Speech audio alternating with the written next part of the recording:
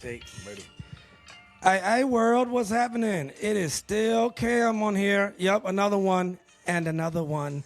It's episode 88, and I hope y'all doing good out there. Remember, these are the sounds of Monchichi Rex, Pelocino. Check him out. I want to say again, we are not doctors. Okay, we're not lawyers, so don't try to sue nobody. This is not intended to be medical advice or any of that. Whatever I got to say to get you not to try to sue me, okay? These are just real people talking about real subjects that we need to talk about in today's world. It's a subject of resilience, and with me I got somebody, a friend of mine, somebody who's helped me out a lot in the comedy game, giving me a lot of opportunities, and it's just always warm to everyone. And he's hilarious too, and you're gonna get to know him today. So without further ado, I'm gonna turn it over to our guest. So everybody welcome Ace.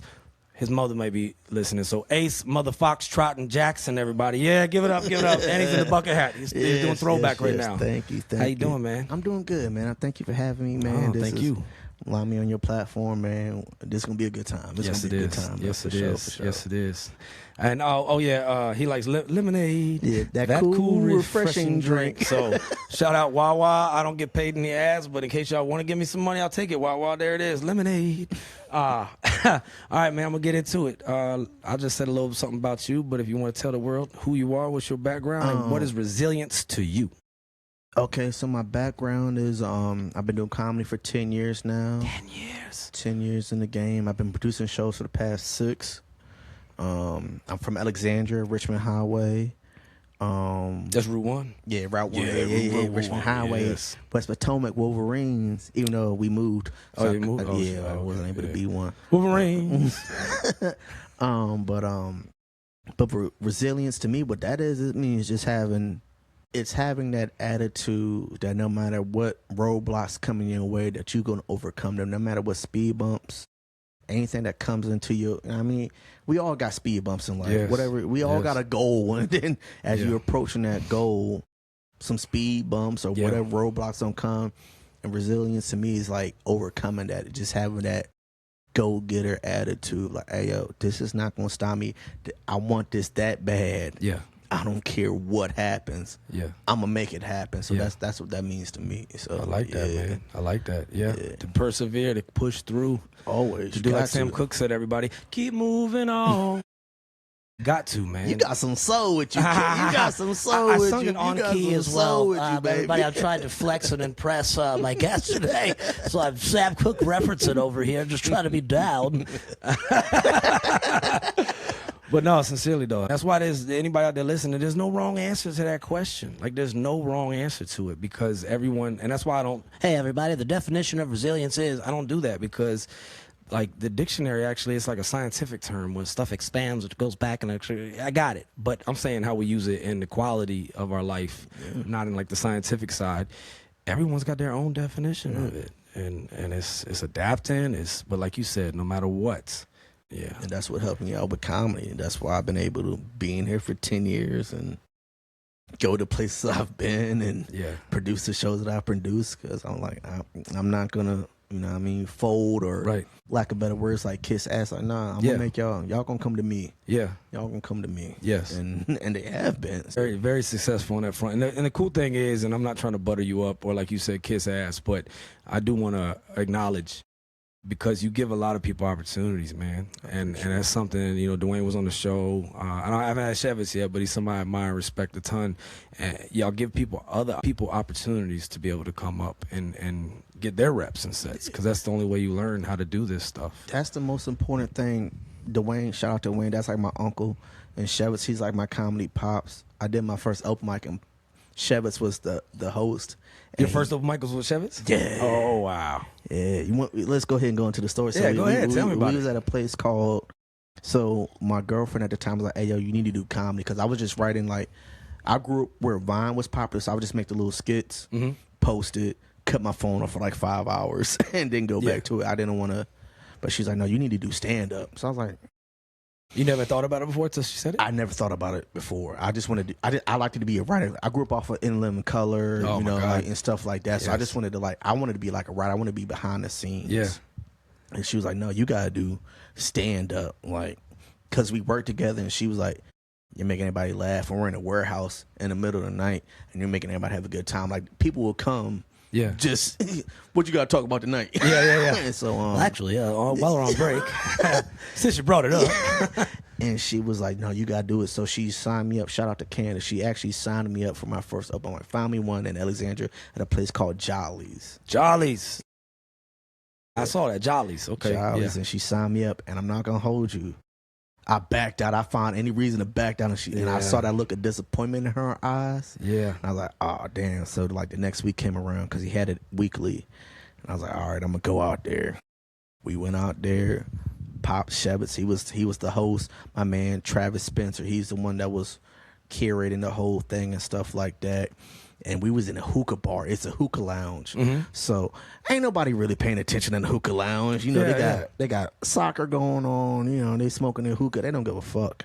Right. But then it was a good turnout. So my man Travis was like, hey, yo, we gonna make this a competition. I was like, you see, your first time was a competition? I was like, no. I was like, no. So I went back to her. I was like, yo, let me get a Long Island. Yeah. Extra on the island. And then extra on the island. and then Shevitz, he was the host and stuff like that. And my first time ever doing comedy out of the competition, I was like the newest face in there. Yeah. I was the newest face. And I came in third. Really? Your first time? Came in third. Damn, man. And I was like, there wasn't only 3 people though, right? No. Okay. No, he had like 15 comics. I was like, wow, damn. And they were all killers. They were all like, yeah. It's Alexander, so you got DMV, you got DC, Maryland, everybody in that joint. And I came in third, and I was like, damn. She's like, I told you, and I was like, yeah, you get it. Wow, man. How'd that fucking feel? It felt amazing. Like I keep chasing that high.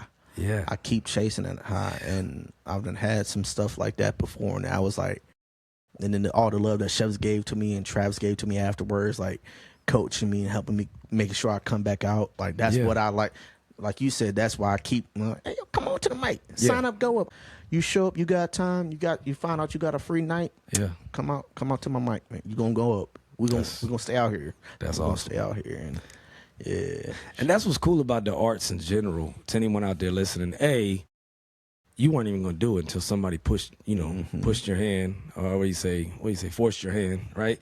And then you do it, and you're like, oh wow, I could do this. Yeah. Oh wow. And here's the thing too, why I'm so grateful for others who give others opportunities is because in the arts, you could think about it as competing, but really there's enough for everybody. Oh yeah, absolutely. And if you're good, it's gonna show, and that you're good. But there's like, anybody out there like trying to gatekeeper and like hold people back and hog, shout out Hog Shack, but not implying that. But like there's enough for everybody. Yeah, man. yeah, there is.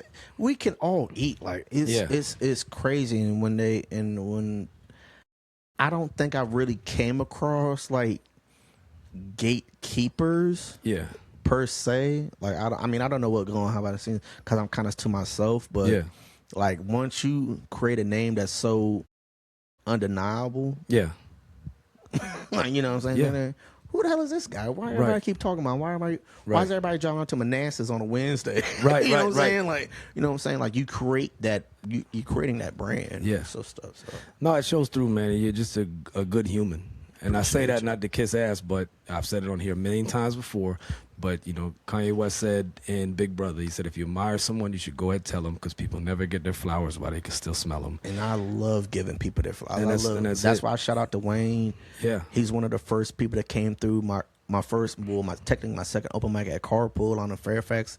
That's where I made my name at. And he would come out there. Shevitz came out there. Ray Ubala, shout out to Beer Run. Oh yeah, They came out there like, and they showed me nothing but love. Like it was a Monday open mic in Fairfax. Yeah, and it would start at 8, and we would go to like 11. That's so cool. People just keep coming in, and coming in. I'm like, hey yo, that's not just comedians. We had an audience. That was my best open mic. If you ask anybody who's been in the game more than 5 or 6 years, and you mention Carpool, they're gonna have a story. If they Carpool. Yeah, that's before my time about being Carpool. here. Yeah. Carpool. That was Tony Woods was coming out there. That's a legend right there. Yeah, he a good dude. Good dude. Hurt people. Yeah, that's my guy. Yeah, He's so cool and down there. He a devil doc too. Did you know that? No. He was a devil doc. Yeah, so we Marines, we call them devil dogs, right? And we, I guess we're too dumb or whatever. We ain't funded right, but we ain't got no medical. So we always have a Navy corpsman with us. And that's what we call our devil doc. And they're the ones who take care of us and, put us on IVs and patch us up and all that stuff. You know what I mean? And he was a devil doc too. He gave me the best advice in comedy. What'd he say? It was at Carpool. He came out one night. This is when he was coming on like a regular basis. I'm like, I don't know. But I was having a bad night. I was personally having a bad night. And outside of comedy, just outside of comedy, I was just having a bad day. And he came over and he talked to me. He's like, you're more than a host, right? I was like, what you mean? He's like, you're the MC, right? He's like, you know what MC means, right? I was like, yeah. Move the crowd. Master of ceremonies. He's like, yeah. No matter what you're going through, the people don't know that. And everybody's going to have a good time depending on if you're having a good time. So no matter what you're going through, once you hit that stage, all that is... Yeah. And that was the best advice I've ever got. And I feel like that made me one of the best hosts. Yeah. In the game. Yeah. For real. No, you seriously, you move the crowd. That's what Rakim said. MC stands for move the crowd. Yeah, so. And it's infectious and it feeds. But at the same time, I think it could, what I've thought of, like when I step on stage, right, it's my escape. Whether or not that stuff bothers me at that moment or not, I have all excuse not to pay it any mind. I can't do that in my regular day-to-day. Like I'm moving and grooving all throughout my whole day. I really can't. The stuff's in my head and it comes to me and triggers and all that shit. But something about stepping on there, it's like that rule not only applies, it has to apply. Yes, it does. But it's not just I got to do this for these people. It's also, I get to not worry about none of this shit. Yeah, no. None of it fucking matters, I'm going to tell you a story. I was headed to Carpool, and my half-sister, she passed away. And my mom called me up. She's like, yo, your sister just died. I was like, you want me to turn around? She's like, no, I know you got the show. I'm just letting you know. I was like, you couldn't wait 2 hours? I ain't say that, but I was like, damn. Yeah. So like, and I kept going to Carpool, and I was like, all right, this is after Tony Wood's advice too. So I was like, this is gonna be a good test. This is gonna be a good test. Yeah. Fucking murdered. fucking murdered. I was like, hey, yo, let's go, because I've had a lot of loss and tragedies and stuff like that. But no, once he gave me that advice, and once like you said, I used comedy as my escape, because a lot of my comedy is dark. It is dark. You can't make jokes about being stabbed and stuff like that and find the funny in it. So, but it definitely is my escape. That's why I love it. Yeah. I genuinely love it. It's therapeutic. For anyone out there listening, I mean, we're biased, obviously gonna endorse stand-up comedy, but I'm still learning. I'm still figuring out. So don't think I'm like gonna have a Netflix special anytime soon, probably ever. But I enjoy it though. I love it because you're able to. It's therapeutic, man. So much of the stuff, like you said, dark. Like you find the funny in it, and shout out a mentor of mine, Kristen. She said it on here about once you put it on paper or you put it out, like it's no longer in here. Yeah. It's out there, and then. Bobby Oliver, I've said it many times. I put it in the book I wrote, like, tell it over and over again until it no longer owns you. And then you own it, and you made fun of it. You know what I mean? It's a thin line, because we can get... I was listening to, actually, a book Dwayne put me on to, and the author in there was saying that, like, if we go too dark without funny being tied to it, the crowd feels sorry for you. Yeah. But when you...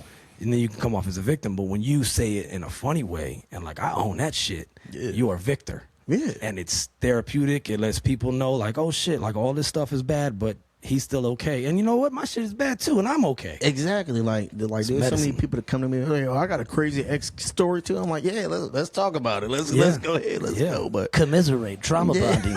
But nah, man, it really is therapeutic for me. Like if I didn't have comedy, I don't know where I would be, because I went through so much and stuff like that. Like So that's again why I love it so much, and why I keep trying to get people like, because you sense energy and like, yo, this motherfucker going through something. This motherfucker just want to laugh and have a good time. Yes. You know what I'm saying? Yes. So like that's why I connect with the audience members and stuff like that, and then also it just makes you look at life differently. There's nothing there's nothing like being in the hospital bed and the dude is like, why you ask for a pen and a pad? I was like, yo, because this shit gonna be real funny in 2 months, bro. Like, this is gonna be hilarious. Like, hold on, yo. Take these pictures real quick. It does put a different lens Yeah, on life because you're trying to find funny. Exactly. You know, and you kind of like your antenna for funny is up. And I mean, even if you don't want to do comedy, just to think of that in your approach to life would be smart, because, you know, if you look at everything with doom and gloom or, oh, it's gonna suck, but if you go like, I don't really want to go to this thing, but I might see some funny shit, that flips the whole reframing, as they call it, in walking into a situation. Yeah. And it's powerful, and that's why the arts are so, I'm telling you, anybody out there struggling, you may feel like, oh, because there's so many stereotypes too with people who do art, like we're just like all like these like dainty little feathers floating in the wind, and that's no diss. If you're dainty, great, but that's not all of what artists are. No, not at all. You know, some of the toughest people, some of the most hardcore, like headbutt you in the mouth people I know are artists. Yeah. You know, and so it has nothing to do with that, but there's a lot of stereotypes, or it's soft, or it's, oh, you're expressing your feelings, and there's nothing wrong. That's the most hard. That's the most hardcore shit you could ever do, is express your feelings. There's nothing like going up and be like, damn, I done just got broken up with, got fired from my job, and then, you know what, I'm gonna find the funniness. I'm gonna go on stage in front of 30, whatever, how many odd people. I'm gonna make them laugh about this shit. Yes. And it's gonna be relatable, because we've all been through the same shit. And if you're not, you're about to. Yeah, like, that's life. It's coming. It's coming your way. Coming. Like, you can't change that. So how you said you kind of be lost without it. Is there certain times where it helps you more than other times, or is it just like a constant? There's definitely been times where it helped me more. Like recently, I just celebrated a birthday. Just celebrated my birthday. Your birthday? Yeah, my birthday. Hey, happy birthday. Happy birthday. So you're Gemini? No, I'm a Taurus. So okay. Late Got April. And then, like, I had to, in my birthday fell on my open mic at Hog Shack, where Cam is going to be at this Friday performing. Yeah, we'll be out there on Friday night if you around the area. So after the show, I'm having a good time. I'm fucking great this show. Your birthday recently. Yeah. Yes. Everybody's out there. We packed room on a Wednesday. We having a good time, and then, you know what I mean, I'm celebrating my birthday. Yeah. Yeah. And then I wake up. Turn down for what? Yeah, I wake up to a text, and it's like, my mom was like, hey, yeah, your dad just passed. This was in April. Yeah. Oh. He passed. Well, he made it through my birthday. He passed the next day in the early morning, and my mom was like, yo, your dad just passed. And I was like, then she told me what time he passed away. And I was thinking about what the fuck I was doing as he passed away. Oh, man. And I was having birthday sex. Oh, man. So I was like, as I was coming, he was going. I was like, hey, shit. Oh, you see what comedy can do? Oh, shit. No, he would love that joke. Man, I had no idea, man. Yeah, nah, man. He passed. What was the date that he passed? Technically April 30th. April 30th, 3:47. You want to know something crazy? My mother passed away March 29th. Damn. But, wow, I had no idea, man. But comedy helped me out, because as I drove to my mom's crib, my brother's there. You know what I mean? We seen my dad is the closest person that ever passed, like, in like my family tree. So I'm Y'all like, was tight. Yeah, well, not like we were tight. We got to pass, but like the closest family member, like the first person. Gotcha. You know what I'm saying? Yeah. So like, you got to call the people. They got to pronounce him dead. I'm like, he gone. Like, yeah. Like, he not moving. And then the coroner came there. And he's like, there was one like seasoned guy, and then like one rookie. And the rookie was like, "But how's your day going?" I'm like, the fuck? I just looked at him. I want to slap the shit out you right now. Like, I want to slap you. Yeah. Like. And then his partner looked, and he's like, it's his second week. I was like, yeah, my day would be a whole lot better if I wasn't seeing you. Yeah. And then they go upstairs. How's your day going? Yeah, like, who ass is that, bro? Like, who ass is that? I'm like, bro. Man, that's fucked up. And then what messed me up, you know what I mean? They go upstairs, you know what I mean? And then they put some tarp down the stairs because he's on the second floor. And I'm like, this look like a weird ass slip and slide because they just put them down and I'm like, all right, like all right, and then they're like, all right, no, but they had to slide them down the slide. He not even heavy, bro. He 150. I'm like, y'all that weak, y'all can't just carry the man. Y'all can just carry. Shit. Y'all could just go instead put him on the slide. Yeah, I'm like, oh yo, and then shit. I was like, all right, and then but like to answer your question, like I know my mom was upset, my brother was upset because him and my brother was like this. Yeah. So like, I'm not making jokes about the situation. I'm just making jokes like. Yeah. We all we got. Like, that day? Yeah. I performed for like 4 hours. I was like, hey, yo, you know what I mean? Start heckling that one EMS worker. Yeah, I'm like, I'm going to get this nigga a bad Yelp review. If you get a bad Yelp review as a corner. It's not even registered on there, but you just wanted people to know. I'm like, hey, yo, ask me how my date going. Like, what we talking about? But nah, man, like I said. His heart was in the right place. But nah, man, like I said, like the span of comedy lost my half sister, then my half brother. He passed like a week after she did. Then my dad on my birth. We'll just say my birthday. Yeah. Comedy's to help me out through all of that. So I love it. Yeah, again, anyone out there, it really is medicine, and that's whether you want to do it or if you just want to view it. Yeah, you know what I mean. My brother had passed away in like 2014, and I had never had somebody that close to me, and he was the guy that would always like text you with like before YouTube was like really really big like it is now, or like Instagram would send you a reel. He would like call you and be like, hey man, did you see that? Did you see that Bill Burr? Did you see that this? Did you see that? But he was that passionate about, he loved stand-up, and so I delayed the onset of my grief because all I did was drink for a while, and then it just caught up to me and it just compounded the interest. If you're out there and you lost somebody, probably don't drink every day because it's just gonna add to it. It's not helpful. And it and my cousin had got me tickets to see D.L. Hughley. Oh, and that was like the biggest comedian I'd ever seen, and I was like, I don't want to go. And then, you know, it was eventually like, well, what would Chris do? He'd fucking go. You know what I mean? And I wasn't in the most chipper spirit, but seeing, you know, D.L. Hughley on the stage and the rest of the card that was featured at this Funny Bone, it really was medicine, man. And then eventually I got into it. In around 2017, I started doing comedy, but a lot to do with my brother was like, you know, allow them to live through us. Yeah. And keep them alive with the spirit of humor, the spirit of their perspectives and stuff. And how they stay alive is us keeping them alive. You know what I mean?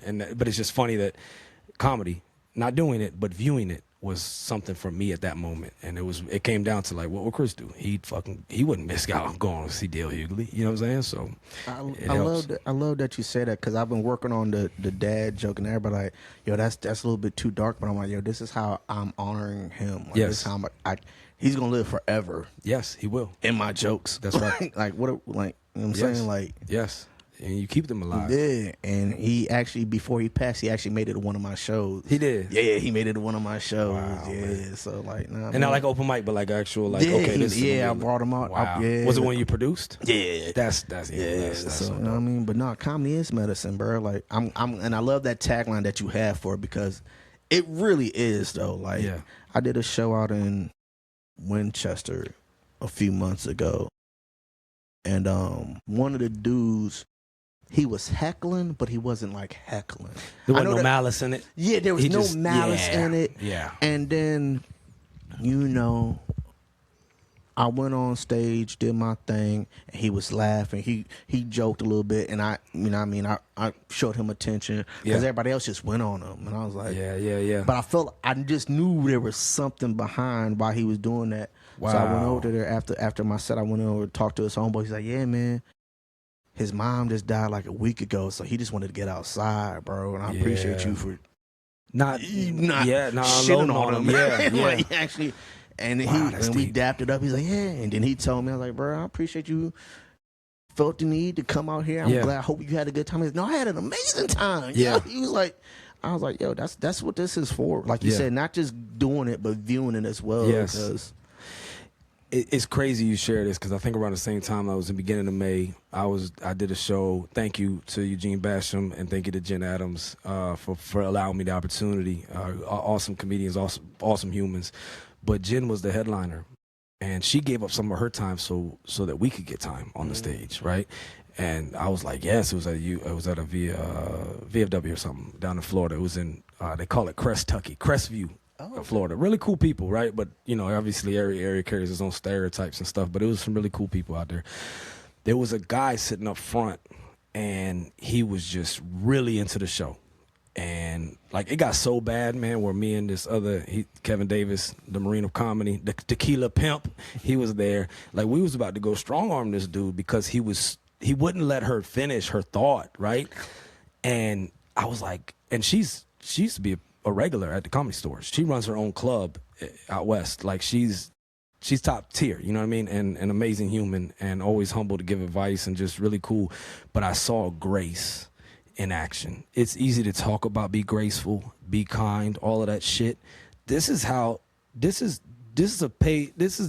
don't think any of us took money for it because it was at the VFW, but regardless, like this is her doing her craft. This is her working. That was you working. And this guy up front was just too much. Like it was to the point it was like, okay, like what the fuck is going on? And she never unloaded on him. She not as in like encouraging it, but she was like, hey bro, I'm really trying to talk right here. Can you just shut up? Yeah. But she was so kind in it. And I knew that she could unload and show clear. She could put that little M16 on burst and just light him up. And I talked to her afterwards and I was like, why? She was like, why? I could see his eyes. I could see his intentions. He wasn't being malicious. And, you know, we had a longer conversation about it, and it made me start thinking about a lot of stuff with right now. I know a lot of comedians don't want to give away their material by posting their actual material on Instagram and stuff like that. So they show a lot of crowd work stuff and heckling and different stuff. I think some people now think that all of them are supposed to do that. Yeah. And they're actually part of the show and they're helping you. But in your situation, and shout out Jen Adams, because y'all could have cut them people down. And you never know what somebody else is going through. So if you're out there and you listen and you go to shows, nobody really, please laugh, of course. I'll take a courteous laugh. I don't give a shit. Yeah. However, like, don't try to make it so much that you're part of the show. Or if you're at that table, tell your friend, calm the fuck down, no matter what they're going through. Because sometimes I notice they don't want to be malicious, but at the same time, some comedians don't want to be vicious. Exactly. They don't want to get an Instagram reel out of it. They don't want to, you know, you were kind.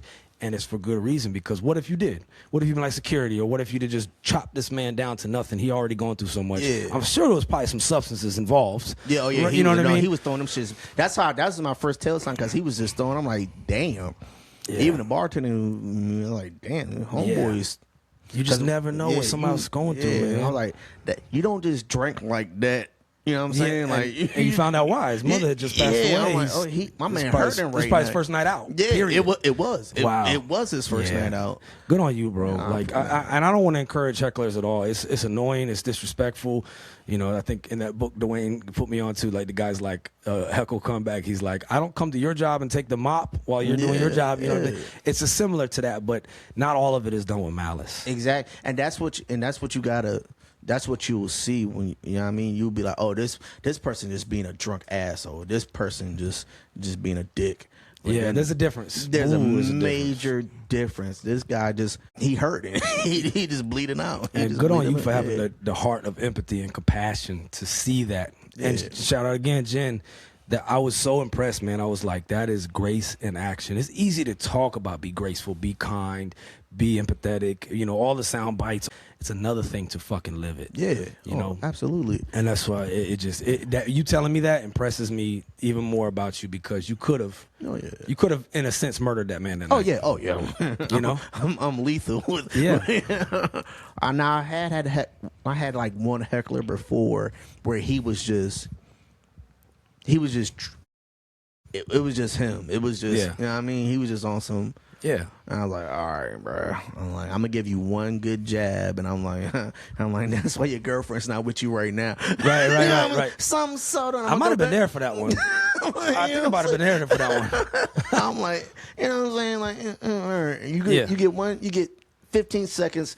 That's your fame. All right, now I'm gonna go back to my shit. I'm gonna go back to my stuff. Yeah, I've just seen a uptick in stuff lately. No, where people are. I know we're in the.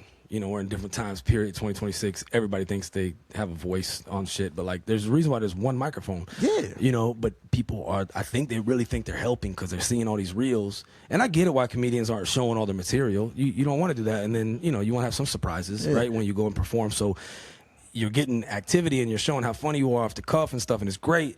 But I think it's having this adverse effect for people that are like, hey, I'm gonna be part of the show too. I've actually talked to a couple hecklers, and that's the first thing. Oh, I was just helping the show. I'm like, no, you're not though, because they're heckling. Because when you produce a show, you want to make sure everybody have a good time. I want to make sure. Yes. All my comedians got a good time, having a good time. So if somebody's like heckling, and like, hey, yo, no, I'm helping. I'm like, no, you're not. You're actually doing the opposite. Yes. You're taking the attention away from the comedians that came out here to show me love, work on their craft. Yes. So please be quiet, because you don't get that a lot when you do shows. Like, they'll just let the people just do whatever. But when you create a safe environment, you'll have people show you love. And because I've had an incident. It was an incident where I was doing my feedback mic. Yeah, I was doing the feedback mic at Hog Shack. It was on a Wednesday. I had 3 judges, all booked, all producers. Like, so if you do your thing, you're going to get booked. They're looking for talent. And then one of the comedians, for lack of better words, his whole thing was hula hooping. Got you. So. Tracking. Yeah, even afterwards, I'm next to him. I'm like, hey, man, stop hula hooping. He's like, no. I'm like, yo, listen to the feedback. The first comedian gave him some feedback, and he brushed him off. The next comedian, she gave him some feedback. He's like, you don't know comedy. I was like, question the judge. Because you get that honest feedback right then and there. And it just is what it is. And then the third comedian, my guy, he was like, hey, yo, I was going to give you feedback, but you're disrespected to pass through judges. Like, you need to stop, do this and third. And he started getting like real rowdy and stuff. I'm like, bruh, you're not going to fight here. No, we're not going to do that. And then he stopped hula hooping, and then he approached the judge. Oh. So I jumped in between, and I was like, hey, yo, we not do. I came out of character. I didn't say this in the song. Like, hey, yo, we not doing this here tonight. I came out of Richmond Highway came out of me. You know what I mean? Like, so, you know what I mean? I was like, no, we not doing that, bro. Like, for real, like, I'll ban the fuck out of you. Yeah. He's like, fuck you too. I'm like, all right, bro. I'm like, bro, go and get your hula, go and get the fuck out. But no, you got to create that safe space for people and stuff like that. So. It matters. And that's why I've said it on here before, but like Shevitz, Dwayne, Monica, you, there is a different, if there's any reason I ever stay in this area, it's because of the culture of comedy. Because y'all create that, y'all hone that and sustain that. And it is like safe. And it's not, well, let's see how he handles this shit. You know what I mean? Or like, let's watch him fall on his sword. Like, no, like people look out for you. And to anybody out there, I think one of the biggest things I love about comedy too is, you can have any accomplishments in your life. You can have whatever ego, whatever. Hey man, that shit stops at the door, but that shit stops at the door. Like, you will get humbled. Comedy is so the humbling. Biggest humbling thing in this world. I did a show so humbling out at the Apollo in Montersburg, the Apollo Civic Theater. 500 people. Man, you said Apollo. I was like, holy shit. You went to the Apollo Civic Center. Yeah. West Virginia. You know I love y'all. Where y'all go to Martinsburg. Yeah, I see them. Yeah. Tony Woods was the headliner. I had Shevitz on it. I had Dwayne on it. I was on it. We had a great show. And then the next week, I'm in a show with 8 people. I was like, I just went from 500 to 8 people. And that's still had a good time, of course. But it's so humble. Like, damn, this. Like, all right. It's so crazy. All right, hey, another rep, another set. Yeah. I love it. I don't give. And then the feedback that you get from others, and obviously everybody's opinions are different. Some people just don't. I could say right now, that like Taylor Swift, I can see that she's talented. You're just never going to see me listen to her music. Yeah. It's just not me, right? And that's the same with any kind of art. But like Adele could fart or burp, and I'd be like, that's a good-ass song. You know what I'm saying? Because like she that's I like her sound, you know. And I think it's the same with comedy and stuff like that. But I think the tenets, I guess like the blueprints of it, everyone here is willing to give you honest. And even like somebody as accomplished as Isaac, he texted me recently, was like, hey, would you be open to feedback on one of the jokes you told tonight? And I was like, yes. Yeah, hell yes, especially from you. You know, I'm a fan of Isaac, you know what I'm saying? Like, and he gave me a good tag, and I was like, thanks, man. But like, even him and his experience and his, you know, he definitely knows how to control. He has a presence, right? He was asking me if I'd be willing to have feedback, but I wanted to take the time to. That takes time to text somebody. That takes time to ask somebody, would you be willing or open to feedback? And when people give these feedback mics, you know, it's like, it's just free education. It's free education, man. Even if you was just listening, like, even that wasn't your set, there's so much good advice. Yeah. Because we just did one recently. We had Christian Balmer, shout out to him. Yeah. Brandon Moore, Broken Mike. I'm part of that production now. Now I'm getting the BM and Broken Mike. I got it now. It made sense. It makes sense. It's me, him, and Michael B. Shout out to them because he does the Comedy Loft and stuff like that.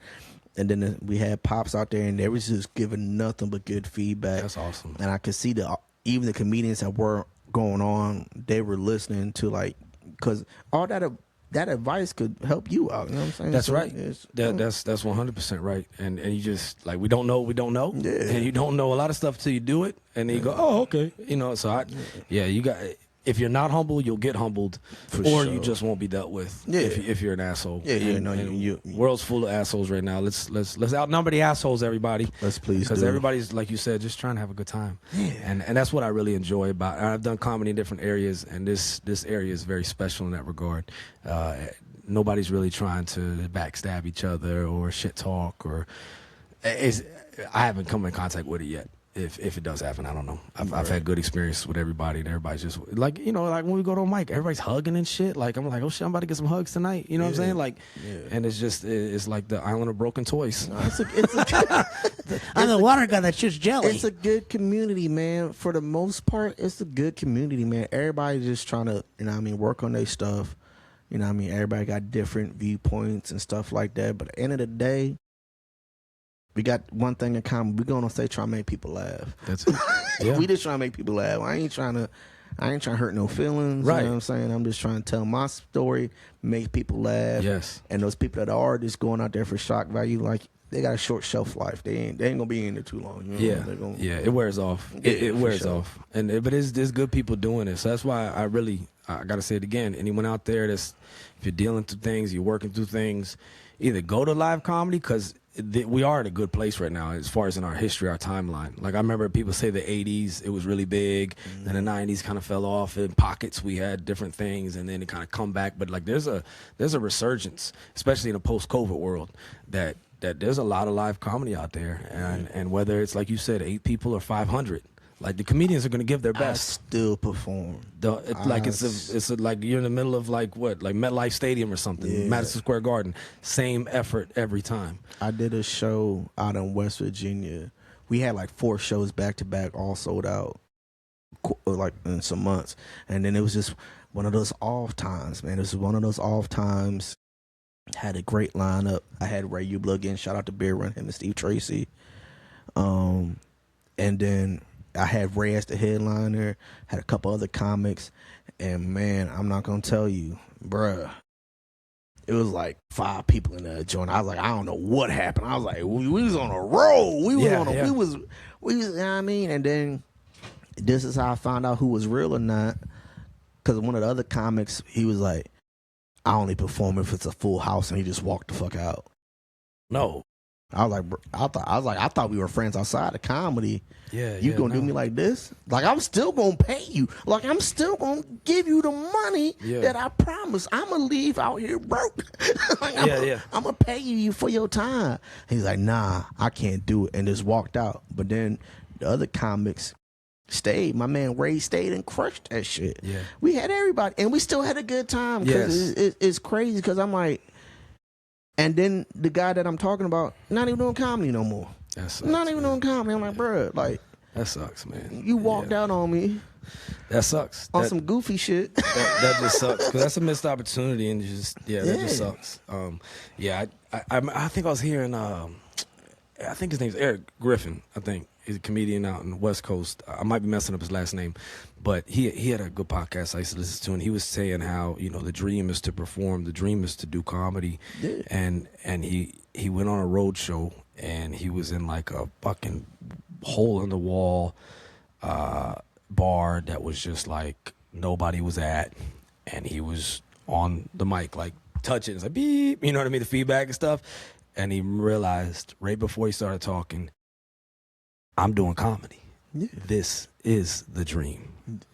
Absolutely. Like, just so I try to always remind myself of that. Like, even though everyone has ambitions and we're all hungry, and it'd be nice to get booked every single week and have new material coming out of the woodwork, but like just the act of doing it. And I think everybody in life has had enough accomplishments or have had something they've reached, and when we look back, the journey is always, you know, that's the fun. Miley Cyrus, it's the climb, right? Like the process of just doing it. Of course, every time you want 500 or more people, but you know what? Those 5 people are sitting there, exactly, and they're waiting on a show. And you don't know, and that's how you create fans. Yeah, because they're like, oh damn, you still went on and performed. Yeah, you still gave me a great time. That's it. I'm gonna come back again. That's it. Like when you do the table touches and you talk to the fans and the audience, like, that makes them feel special. That's awesome. They want to support your dream. My homegirl Jen lives in West Virginia. She came out to a show that we did at Bear Run at Bear Chase, and she's like, yeah, I brought 5 people because I rock with you. I'm like, yeah, let's go. Like, but she's been with me when I've had packed out houses. Yeah. Medium packed out houses. Yeah, and, yeah, you know what yeah, I mean? yeah. Because it's all a part of the game, and nobody wants to talk about, like, when the show's not sold out. Nah, I've done some shows where there's been, I'm just talking to 7 motherfucking people. It's mad intimate. It's mad. I'm like, hey, we're going to cut these lights off. In my eyes, this shit is packed out. Like, you know what I'm saying? I'm going to go and do this show. And they love you more for that. Yeah. I've had way more fun at the small, intimate shows than I've had at the big ones. Yes. Yeah, no, I totally agree. In my limited experience, it's all about the connection. Yeah. And we back at square one of humans. Connection and having that. But it has to have authenticity, and it has to have realness. And you're up there sharing your story, your life, and that's authentic, and they're authentically relating, and it's that connection is made. And you really can't simulate that. You can't buy that. It just happens in the moment. And it's a beautiful thing. It's fucking amazing. There's nothing like it. Like it's like a sports game every time. Like, yo, I'm going out here performing. Y'all came to see me. Yes. Now, if you didn't come to see me, you better see something. I'm gonna make you love me. Like, you gonna fall in love. Yes. So. Yeah. No, it's amazing, man. So anybody out there may be wanting to look for something, like, why not? Why not you? Why not try something? I mean, if you're a veteran out there, there's the Armed Services Arts Partnership, there's Mission Belonging. I share all the time, I don't know them by heart, but there's also some for straight up civilians that can get into arts and things like that at real low costs or no costs, do online stuff, all the different things. It could be painting, it could be whatever, but like, we're all artists, and I think it has a lot to do with why our culture, our time right now is so depressed. I think, one, we're more aware of it, so we can diagnose it better. So that's we got to acknowledge that factor. But I think the other part of it is, humans, if we're made in the image of God, the Creator, then we're made to create. And the problem right now is, most of us, and I've been guilty of it too, so I'm not judging or casting stones, all we do is consume. We don't create, and creating doesn't have to be what Ace just described of being a comedian or you know, I'm gonna go make a Steven Spielberg movie. No, it could be that, but it could also be you're going to help design a practice schedule for this soccer team you got to go coach, or you're gonna find a way to load all the boxes on that particular thing. I think our creativity, our output isn't there. We're just getting so much input in all of our free time, if you will. And I think it has a lot to do with, not all, there's obviously millions of reasons why, but I think there's something powerful about creating. So I don't know what your thing is, but find it. And if you want to try open mic, come to Hog Shack Barbecue every Wednesday. 7 p.m. And we out there. I love it. I love it. It's dope. It really is. And it is dope because it produces dopamine, everybody.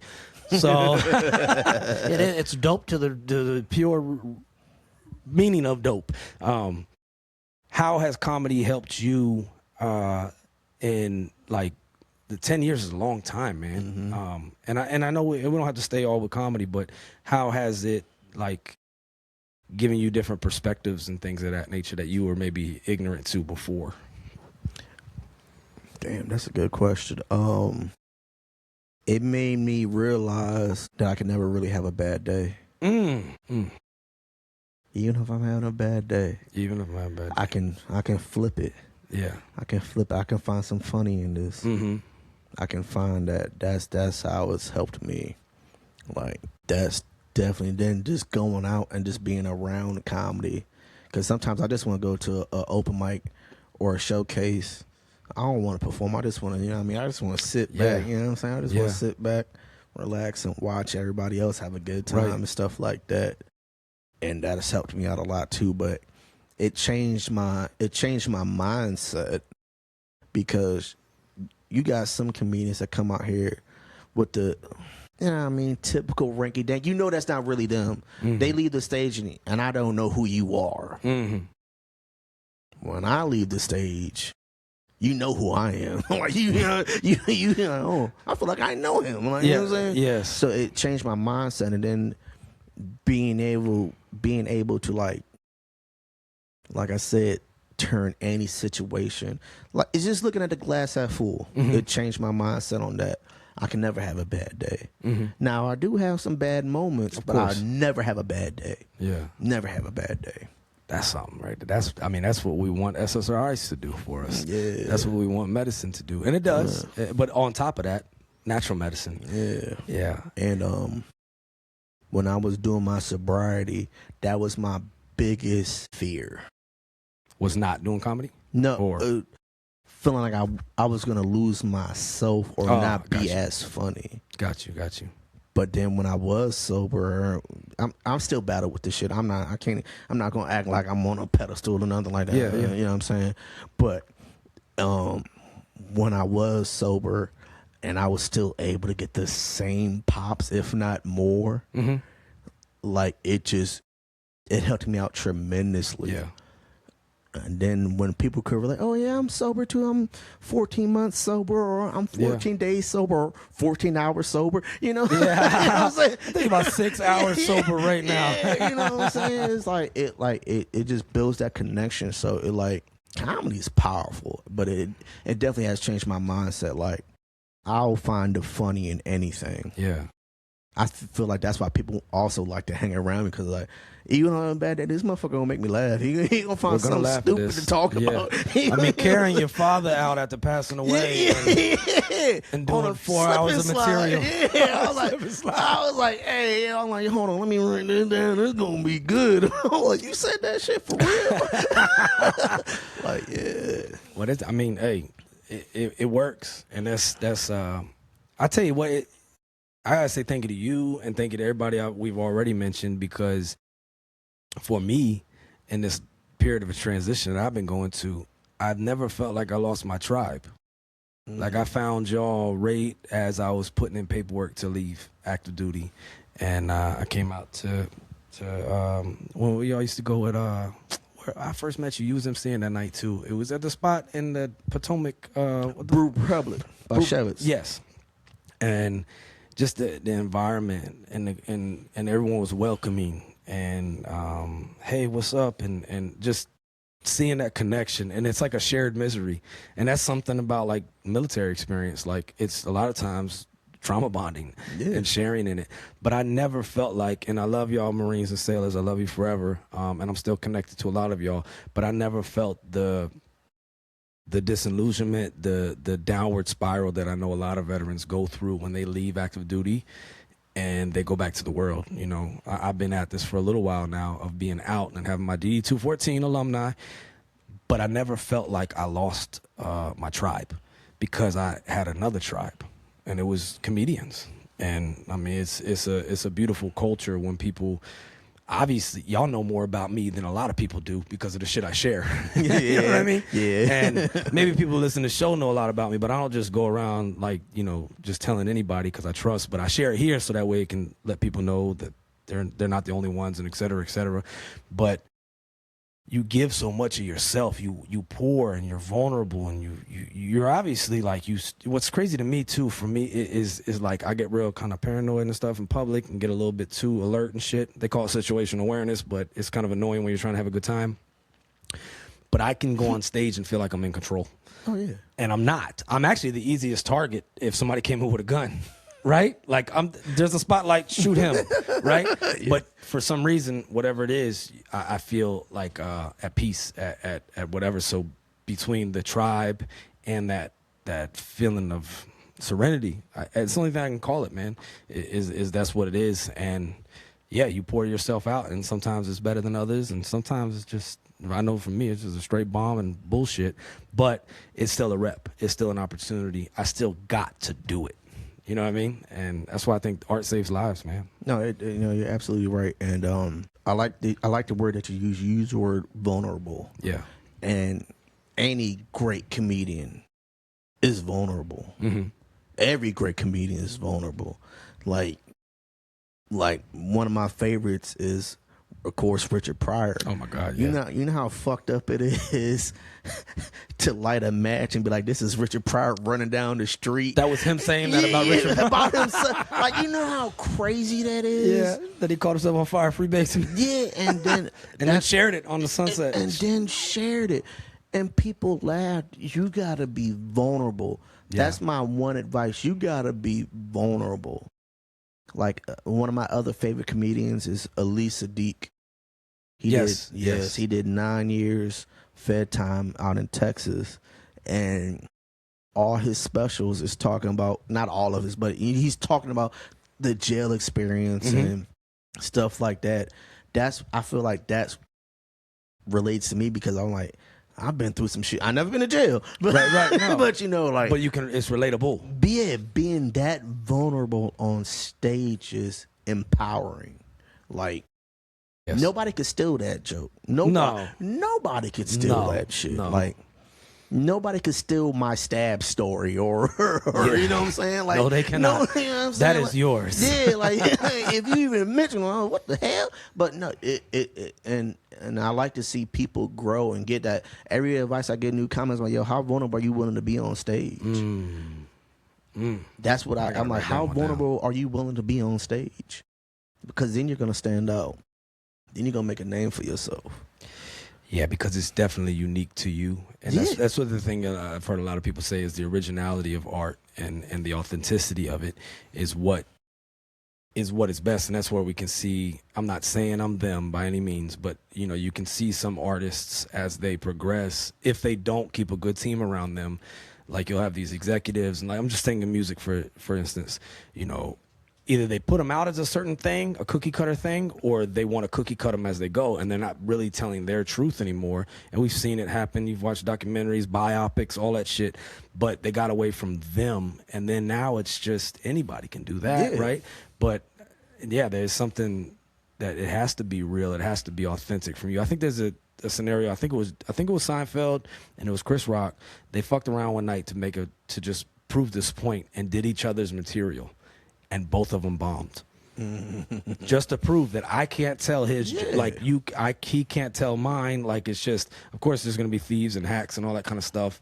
And who hasn't made a joke about sex? So there's gonna be similarities and stuff like that. But to straight up steal somebody's truth, that's fucking low. Yeah, that's low. But it probably ain't gonna go well for you because it's their truth, not yours. And that's what makes art beautiful. It is. It's I don't think Have I ever had anybody steal a joke before?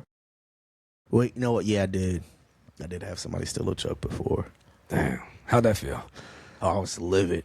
It's because you kind of had like a new level of street cred. Like, look, people stealing my shit. No, what pissed me off, Cam, it was at the open mic. You know what I mean? It was legit what like happened earlier in the day. A girl was like, "Oh, you look cuter without your glasses on." So I was like, oh, shit. So I went on the stage. I was like, hey, yo, I'm going to take my glasses off. I was like, I made a joke with the crowd. I was like, damn, y'all actually look real cute now. That was like a little throwaway. But then, no bullshit, the next comic got on stage and did the exact same shit. Oh, wow. And I was like, bruh.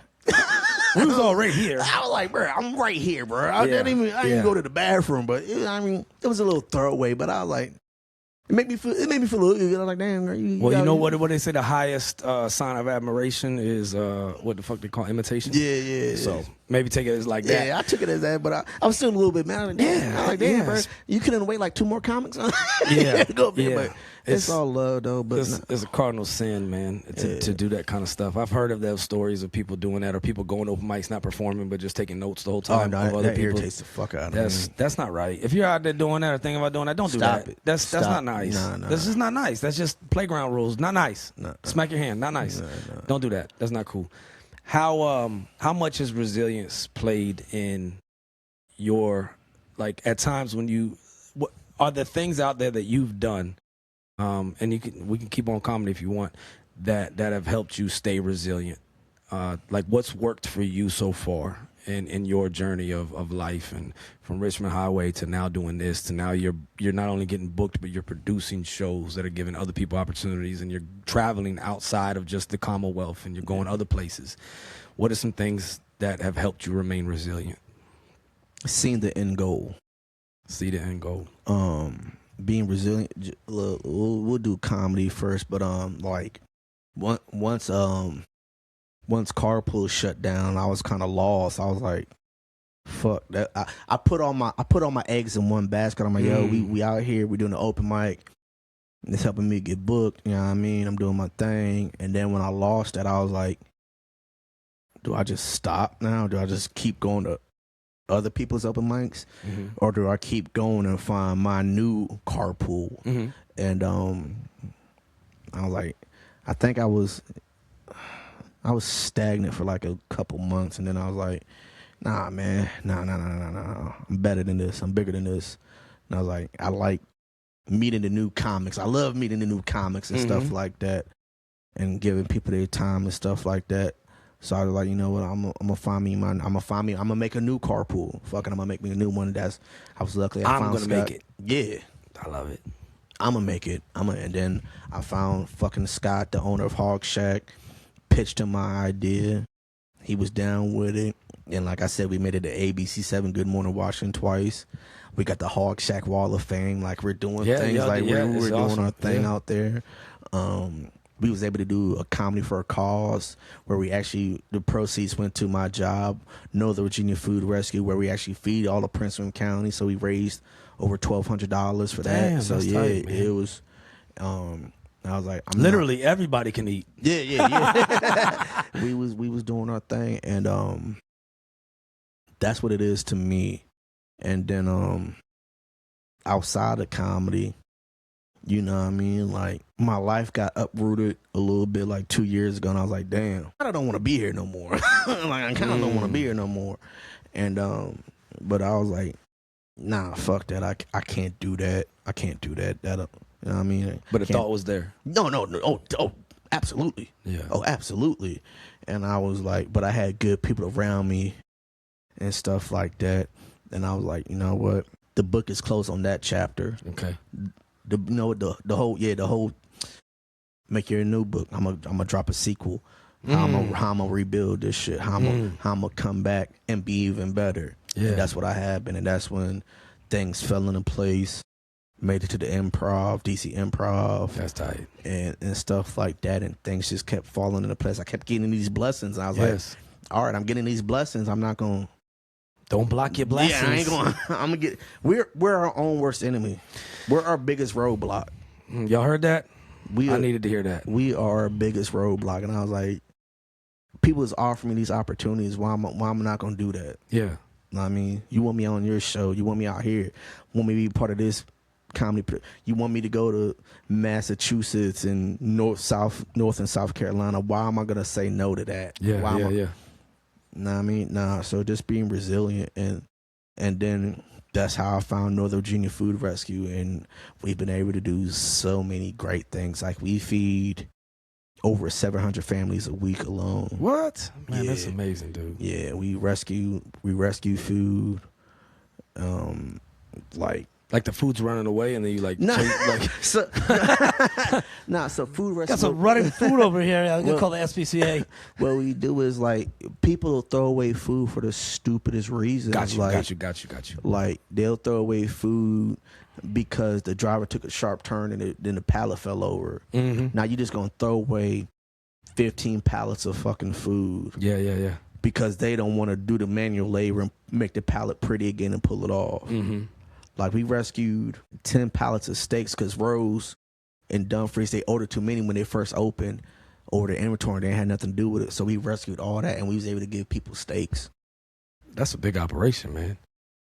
Like to be just going logistically to being like, Yeah. okay, where is it at? And we got to go get, Yeah. and we got to load it, and then we obviously have to reload it in a way that it'll be loadable, and then distribute. That's So it's the best job. It's the best job I got. Best job I ever had. that's amazing, man. Shout out to anybody out there doing something bigger than them, and in connection to something like that.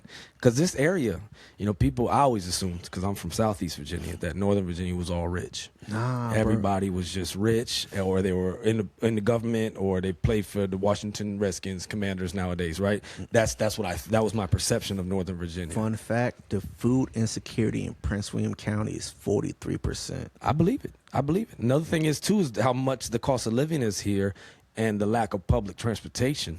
And I know from stuff I do is there's a lot of, like, for veterans, like they can't get to the help they need because this place isn't set up like we were actually in DC, or we're actually in like Norfolk or Hampton or Newport News or Virginia Beach or something like that. It's different here, and Richmond is also obviously metro, but that creates a lot of disparity. Nah, because that's what they call food deserts, and so that we also have like we'll call it like a pop up where we'll go to a library or something like that. Yeah. And you come up there and you get your food and stuff like that. So we bringing the food to the people and That's stuff awesome, like that. man. So That's good. Yeah. Again, everybody can eat. Yeah. No, that's good. How does that feel though when you're able to be a part of that? It feels amazing, bro. Yeah. It feels amazing because my last job, it wasn't like that. They ain't give two shits about you. It was like you walk in there, you get cussed out. You know what I'm saying? Like Everybody's a cog in the wheel. yeah, everybody, and everybody's backstabbing. Everybody, and I was like, I can't be here too much longer. I knew when I wanted to leave is when one of my coworkers, his dad passed away. Mm-hmm. So he wanted some time off. So our homeboy, so we're all like full-time supervisors. So he called the big boss and was like, hey, yo, such needs some time off. His dad just died. He doesn't know he's on speakerphone. And this man says, word for word, I don't give a fuck about his dad. He don't get no time off. And I was like, I'll come out of character. I was like, nah, bump that, bro. I was like, nah, we if y'all don't care about, you don't care about your soldiers. Like, I was like, hey, yo, I'm like, nah, I gotta find somewhere else. Yeah, it's not about the people. It's all about the people. Yeah, it's all about the people. I'm like, this man done put in so many years, blood, sweat, and tears. And he just want a couple of days off to grieve properly and get his arrangement set up for his old man. And I was like, all right, yeah, nah, we good. We just had 3 words in the Marine Corps for that. That ain't it. That ain't it. Nah, that's not it. Nah, that's not how you treat people and take care of people. The only good thing I got from that job is my public speaking. There you go. Because I was in charge of 90 people every day. 90 people. You know how hard it is getting 90 people to unload trucks at 2 a.m.? Oh, yeah. Like, and you gotta motivate. I gotta come in there with a Denzel Washington. Remember the Titan speech 5 days a week. Clipboard and a whistle. Yeah, I'm like, what? All right, let's go. I gotta get motivational speeches every day, but nah. No, I believe it. Yeah, because it's helping people to feel enthusiastic about something that they don't want to do. Nah, but we got to get it done. Who the fuck wants to wake up at 2 a.m. to lift boxes? No, I don't think anybody's signed up for that, or I don't think that that's anybody's, would you say, seeing the end goal? Yeah, you know, but that's a necessary thing. Yeah. And it's got to get done. So, yeah, that's there needs to be some resilience in them moments, especially if, you know, you the person in leadership. Yeah. Because, you know, hey, no matter what, win or loss, that coach is going to the podium that night. You know what I mean? That's just how it is. To much is given, much is expected. So there you are. There you are. What has been your funnest moment in comedy, or proudest achievement in comedy? Oh, I think achievement has been when I was overseas and I hosted open mics, and I was able to. We just come out of COVID and giving these Marine sailors and families came out too. The opportunity to express themselves and letting them know that, like, this Constitution we defend, it's ours too. Like, don't come up here and speak hate or anything like that, but that First Amendment's in full effect. And what came of that was seeing other people try it, but then also seeing the growth, or the people that would come up and, because I did, like, not just comedy open mic, but it was traditional. So I would always warm them up with comedy, and I would DJ, and I would, you know, we'd set up the whole foundation of everything. But man, some of the people that got up there and shared stuff, bro, like, you'd have had no idea that person was hurting like that until they were given the opportunity in a safe enough environment to where they could express their truth. So that was fed into by comedy, and that was fun and rewarding because it allowed people to help, you know, express themselves. But I'll be honest, man, it sounds really like corny, but I think every opportunity to be able to do it, whether it's coming to the Hawk Shack at open mic, or being booked for Friday night, or it's, you know, going up for the Riff mic, and I know what the hell you're gonna get at Dwayne White's open mic or the Riff mic. You know what the hell you're gonna get. But I'd say the best part of it, for all of it, and it's to my first answer in this, is the connection, and I'm allowed to be me. And I've always been the odd one out. I've always been like the little ugly duckling, like one of these doesn't look like the other. You know, I've always been so to be welcomed and to be able to be allowed to be me, in a sense, that's what I love about it, because everyone just comes. I mean, you name a demographic, you name a preference sexually or gender or sex, whatever we want to call, we're all of that. It's just this big giant omelet of humans that are all trying to do, like you said, make people laugh. But in the process of that, it's the connection, and that's what I enjoy most about it personally. And the expression, right? Don't suppress it, express it. Because a lot of that shit that you share, you know, whether it's the one story or it's the whatever, or like I talk about getting my ass whooped for how I look growing up, or getting evicted a lot and all the different things and instability and all the jokes. I own that now. Yeah. It doesn't own me. You're taking the power back. I take the power over that. And I'm going to make somebody laugh with it. Yeah. So it's kind of like I'm mocking it in a way. But I respect it. It still matters. It still had pain, but I'm not going to let it hold me back. I'm actually going to use this pain as a purpose and flip it. And that's one of the most enriching things about comedy, that, you know, all that shit I say is true. Yeah. You know, obviously we embellish a little few things here and there. But yeah, definitely, I mean, those kids who picked on me and said I like the motherfucker off the Goonies, they gave me free material. You know what I'm saying? Yeah, right. But I cried about that shit when I was a kid. I'm like, shit, everybody said I was handsome, and now I'm looking like Goonies. But now, you know, 30, 40 years later, I can make jokes about it. Yeah, no, that's what it's been for me, man. And it's I'm still learning. And that's what I love about it too, is that we can, it's almost like how old people play pickleball and shit. You know what I mean? Like, or there's others, like people play golf, teach their own. That's not my thing. I don't know. I did putt-putt. I don't know. But in the end, like, that's a sport you can grow old with. Like, now they even have walking basketball leagues. Have you seen these? For old people, they're walking basketball leagues. Seen that so shit. the dudes can walk. If they have any pep in their step, they get called for a foul. They get called for, like, whatever the offensive foul is. So, but naturally, outside of those rules, you have to probably not play as the way you did before. Like, I could still shoot the ball all day. I love it, right? But I can't really run 3-on-3 no more. It's just not a good idea, put it like that. So there's just certain things as you get older you have to give up. But comedy is one of those things, you're never going to master. And you're as good as maybe your last time you went up. And there's just always something new to learn. Oh, yeah. It's just something you could do until literally the day you die. Yeah. And I enjoy that. Did Greg Carlson, like, all like you Till the day you can. I mean, Richard Pryor's last show, yeah. he was on the stage with MS and ate up with everything he had and was still making jokes about how he's incompetent and he was impotent at the same time. And his arms kept flailing and shit, the muscular dystrophy and everything. That was the last time he was on stage. He died soon after. You know, so like you can literally, you know, grow old with it. There's not many things like that. I mean, outside of the arts you can do until the day you die. And there's always gonna be an open mic somewhere. I don't give a fuck if it's in a laundromat. I'll go. I'll try it out. You know what I mean? There has been. Why not? There you know, has been. And and again, the community that comes from it, I think is so cool. That's why this place is special. I will say that to all of you, Dwayne, Shevitz, Monica, Ace, Brandon, all of the ones who are figureheads in this DMV, Dan Kaufman, fucking Joey Kuhn, like shout out, like,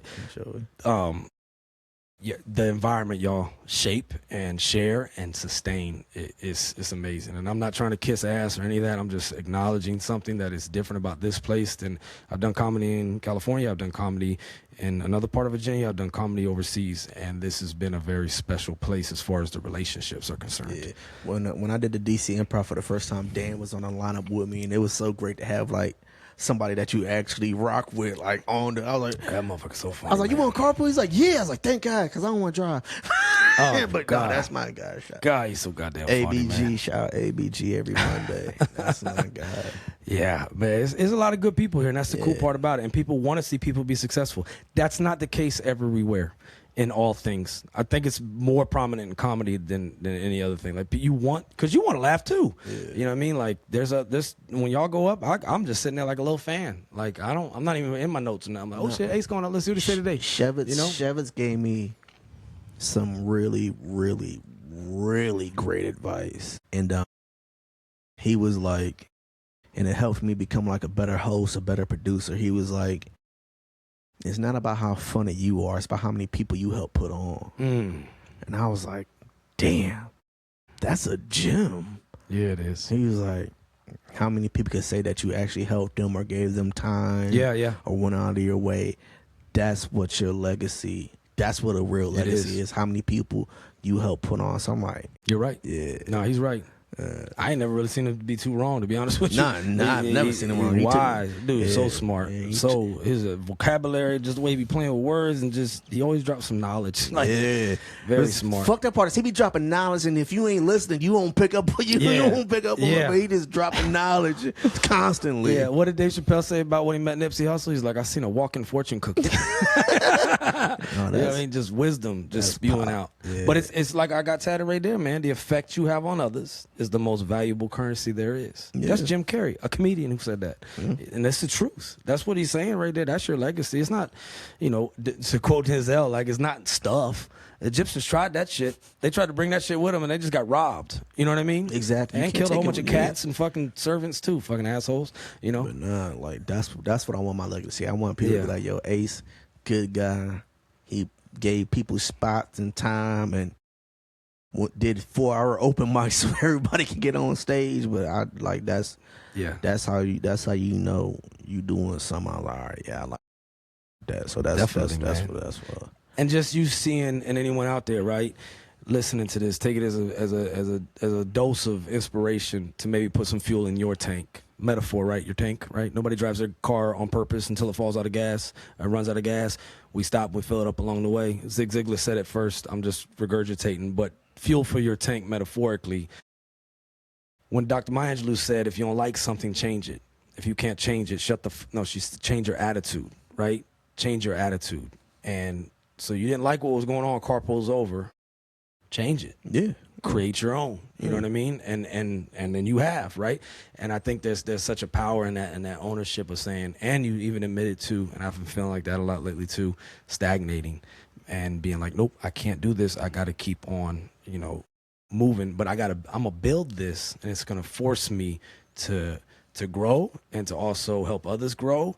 And how many years now have you been doing it with? 10 years. Well, that's the comedy, but as far as the producing and host, 6 years. 6 years. That's beautiful, man. And it's allowing others to grow as well. And then it's just like you said, it's just fun. Yeah. Like I ain't never ate nothing bad at Hawk Shack. Sometimes I'll be cheap because you be saying we had to buy something, so I'll be getting their fried okra is really good. I get a water with a lime and a fried okra, but it's really good. But like, what's the worst gonna happen? You have a good meal. Exactly. You're gonna hang out with some cool people. Like maybe you will do not good, whatever.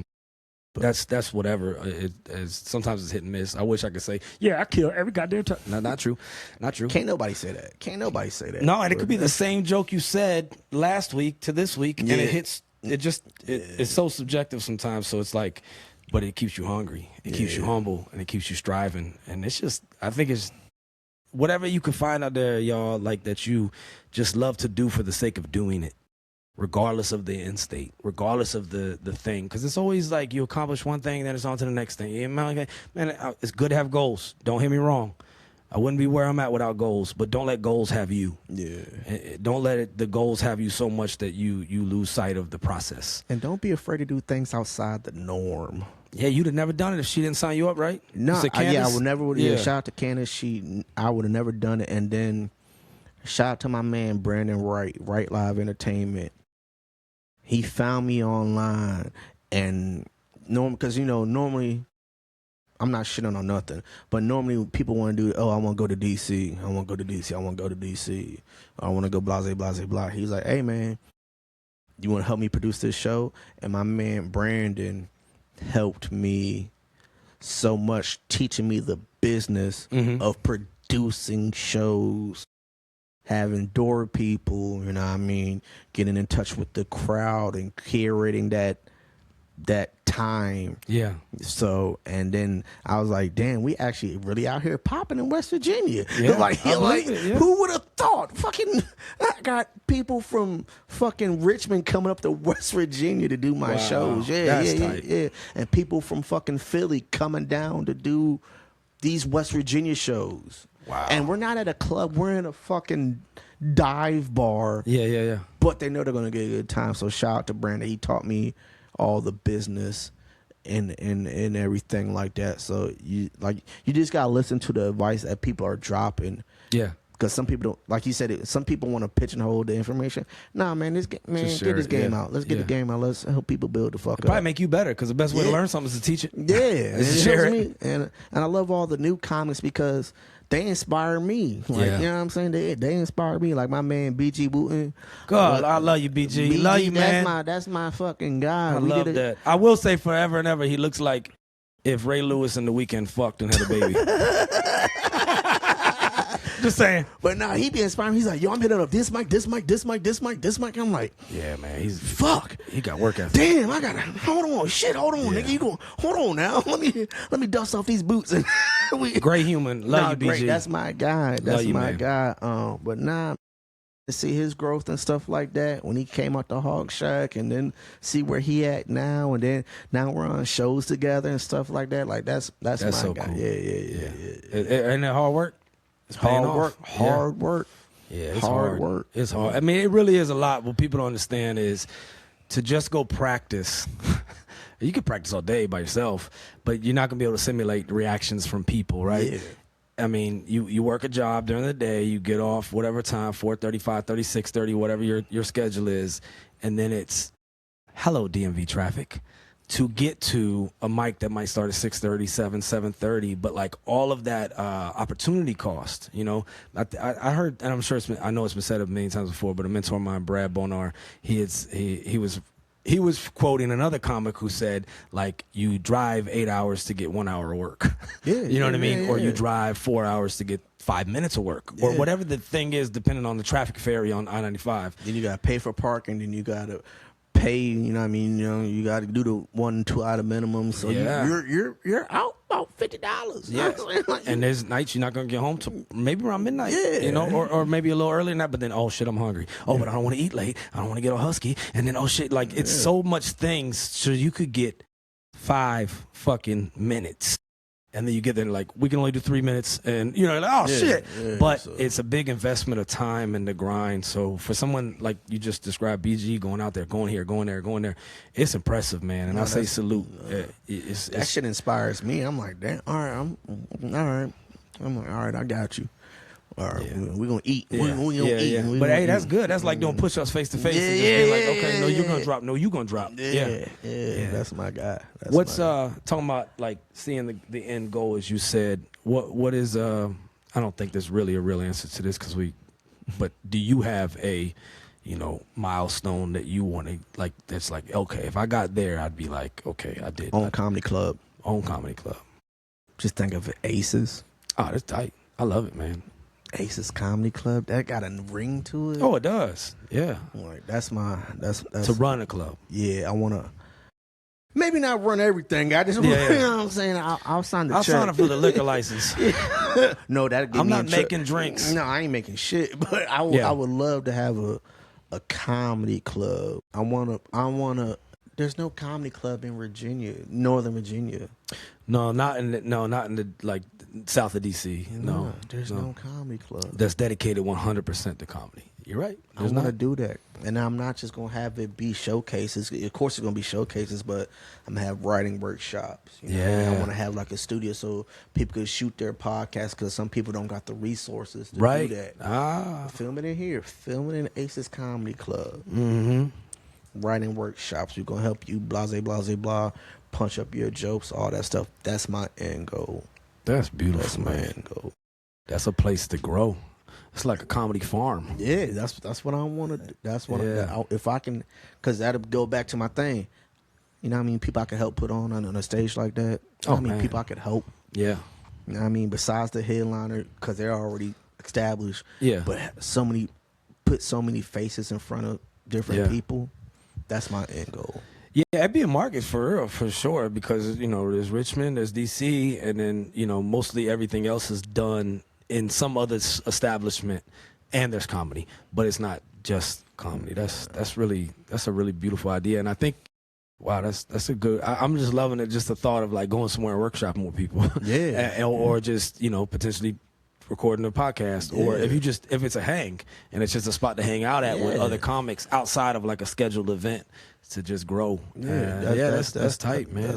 That's a really. I pray that comes to fruition, man, because that's it's going to. People need it. It's going to, because a lot of times what people are lacking is not decision making ability. It's circumstances and a lack of healthy outlets. And I mean, I saw myself for that for years. And I wanted to say something about when you said the sobriety thing. Like, no, it's lessons learned, man. Like, it's lessons learned. Whether or not you truly abstain on whatever the thing is the rest of your life or whatever, that's like your decision to make. But I'll just tell you, as someone who's 7 years as a Memorial Day, no alcohol in my mouth or my butthole, because I know some of y'all be doing that shit. Y'all be doing butt shots. I don't do that shit. I ain't never done no butt shot. I had some Marines do that shit. That shit was weird. Like, the fuck is y'all doing? Don't be doing that shit. It's just weird, all right? I think that's misuse, okay? It's kind of abuse, too, but I don't know what the fuck is going on right now. People doing butt shot. I don't want to give nobody no ideas neither. Don't put alcohol in your booty hole, okay? Nasty. You get hemorrhoids. I don't know. But I ain't put alcohol in my mouth for 7 years. Congratulations, brother. Thank you. And I don't say that to brag, but I tell you, I stopped a few more than 6-7 times before that, sometimes for a month, to just prove I didn't have or whatever. Or then I stopped one time for like a year. Then it became my brother's death anniversary, and I relapsed that weekend. And I'd almost made it like a year. And I think I made it a year and long story short, man, all of those were lessons for me. I don't know about for you. That's why it's unique to the individual and to anyone listening. So I'm not trying to, I don't believe in prohibition. That shit led to NASCAR and gangster movies. Motherfucking Americans will do whatever the fuck they want. All I'm saying is, if I hadn't learned those lessons of times before, I'd have never really knew that, okay, this really is not something I should be doing. And how many fucking times am I going to keep playing Russian roulette? Because my shit was always connected to really dark things and suicidal attempts, ideation, so on and so forth. So that may not be the case for you or anyone else listening. But all I'm saying is, to anyone who, I guess what we used to say is fell off the wagon or is back at it, do not dog yourself for that. Like, you learn, you mature, you grow. And I know some people who were really, they found a way to this fucking myth called moderation. I don't fucking know. Teach their own. That's not me. I'm just not like that.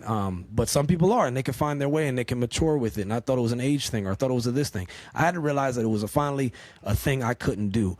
But until you're at that conclusion, all the rest of it is learning lessons. So don't. If I felt like you was like kind of like, well, I'm not sober anymore. But no, your journey is your journey, and everyone else's is too. I learned that I had to cut some people off, which is the hardest thing for me because I like friends, you know. Everybody like having fucking friends. And it was I'm gonna share this story. It was when I was like 2 months into being sober. Yeah. I was 2 months in. I was doing perfectly fine. But words are a motherfucker. Yeah, you can hit me all day. Words hurt. Motherfucker. That sticks and stones shit ain't true. And there was one person that I was real close with. Like, they knew I was battling this shit. Yeah. And we're out in a group and we're leaving a spot, and the motherfucker says, Ace is so much more fun when he's drunk. Oh, that hurts. That hurts. Shit broke me. Yeah. I'm still not over it. Yeah, that I'm hurts. still mad. Was the person who said it consuming at the time? Yeah. Okay. All right. Okay. That's but fair. still, because we were like drinking buddies. Yeah, I got you. But I was like, well, you know, I gotta go through. If you want to see me level up, I feel like if you leveling up, I want to see my man's level up. I want to see my people level up. Right. You know what I mean? And then for you to say that in a group setting, it hurts. It's like you're setting like now people, and that shit broke me. Yeah.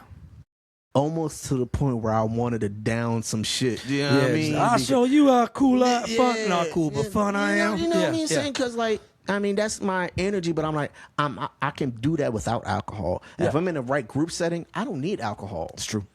If I'm around people where it's all love and jokes and ha ha ha, I don't need no fucking alcohol. Anytime I drink, it's because I feel uncomfortable. But you've dispelled that, like you've moved past that. Yeah. Like I'm way more better. That's bad grammar, but I'm way more gooder than I was before. But nah, that shit broke me, and I was like, you know what? I can't be around this motherfucker. And sometimes it's like that. Sometimes it's gotta be like that. I can't be around if I'm trying to level up and you want to keep me at a spot where I'm not, you know what I'm saying? Like, because it's not going to be beneficial to me, you know what I'm saying? So so some people you just got to step away and then hopefully they get, you know what I mean, to a better level and stuff like that. But that words are powerful, and what you say to people, I can't tell you how to feel. You might have a trigger word. It might be fucking coffee. You know what I'm saying? You Could be. And you know what I'm saying? So you can't tell nobody how to feel. Mm-hmm. And then for you to say that, and then, you know what I mean? Like, especially if you know you want to be a fun person. You know the background. You know the whole story. You know what I'm saying? It's like it's like you telling me, you know, like your favorite color is blue. Like, man, fuck the color blue. And then it's like, damn, bro, I just open up to you about this shit. Like, you know my shit. I have a Yankees hat on. Yeah, it's like, you know what I mean? So, but no, words are powerful, and you gotta make sure when you are moving in the direction that you want to go, not everybody can take that bus ride. No, they can't, and that's where I think we all, not in a judgy way, right? Not in a I can't hang out with this person, they're bad. No. But it really is. Am I making this person better? Is this person making me better? If it's not yes and yes, then you need to adjust, and we need to adjust our inputs of whoever it is, and that's not to.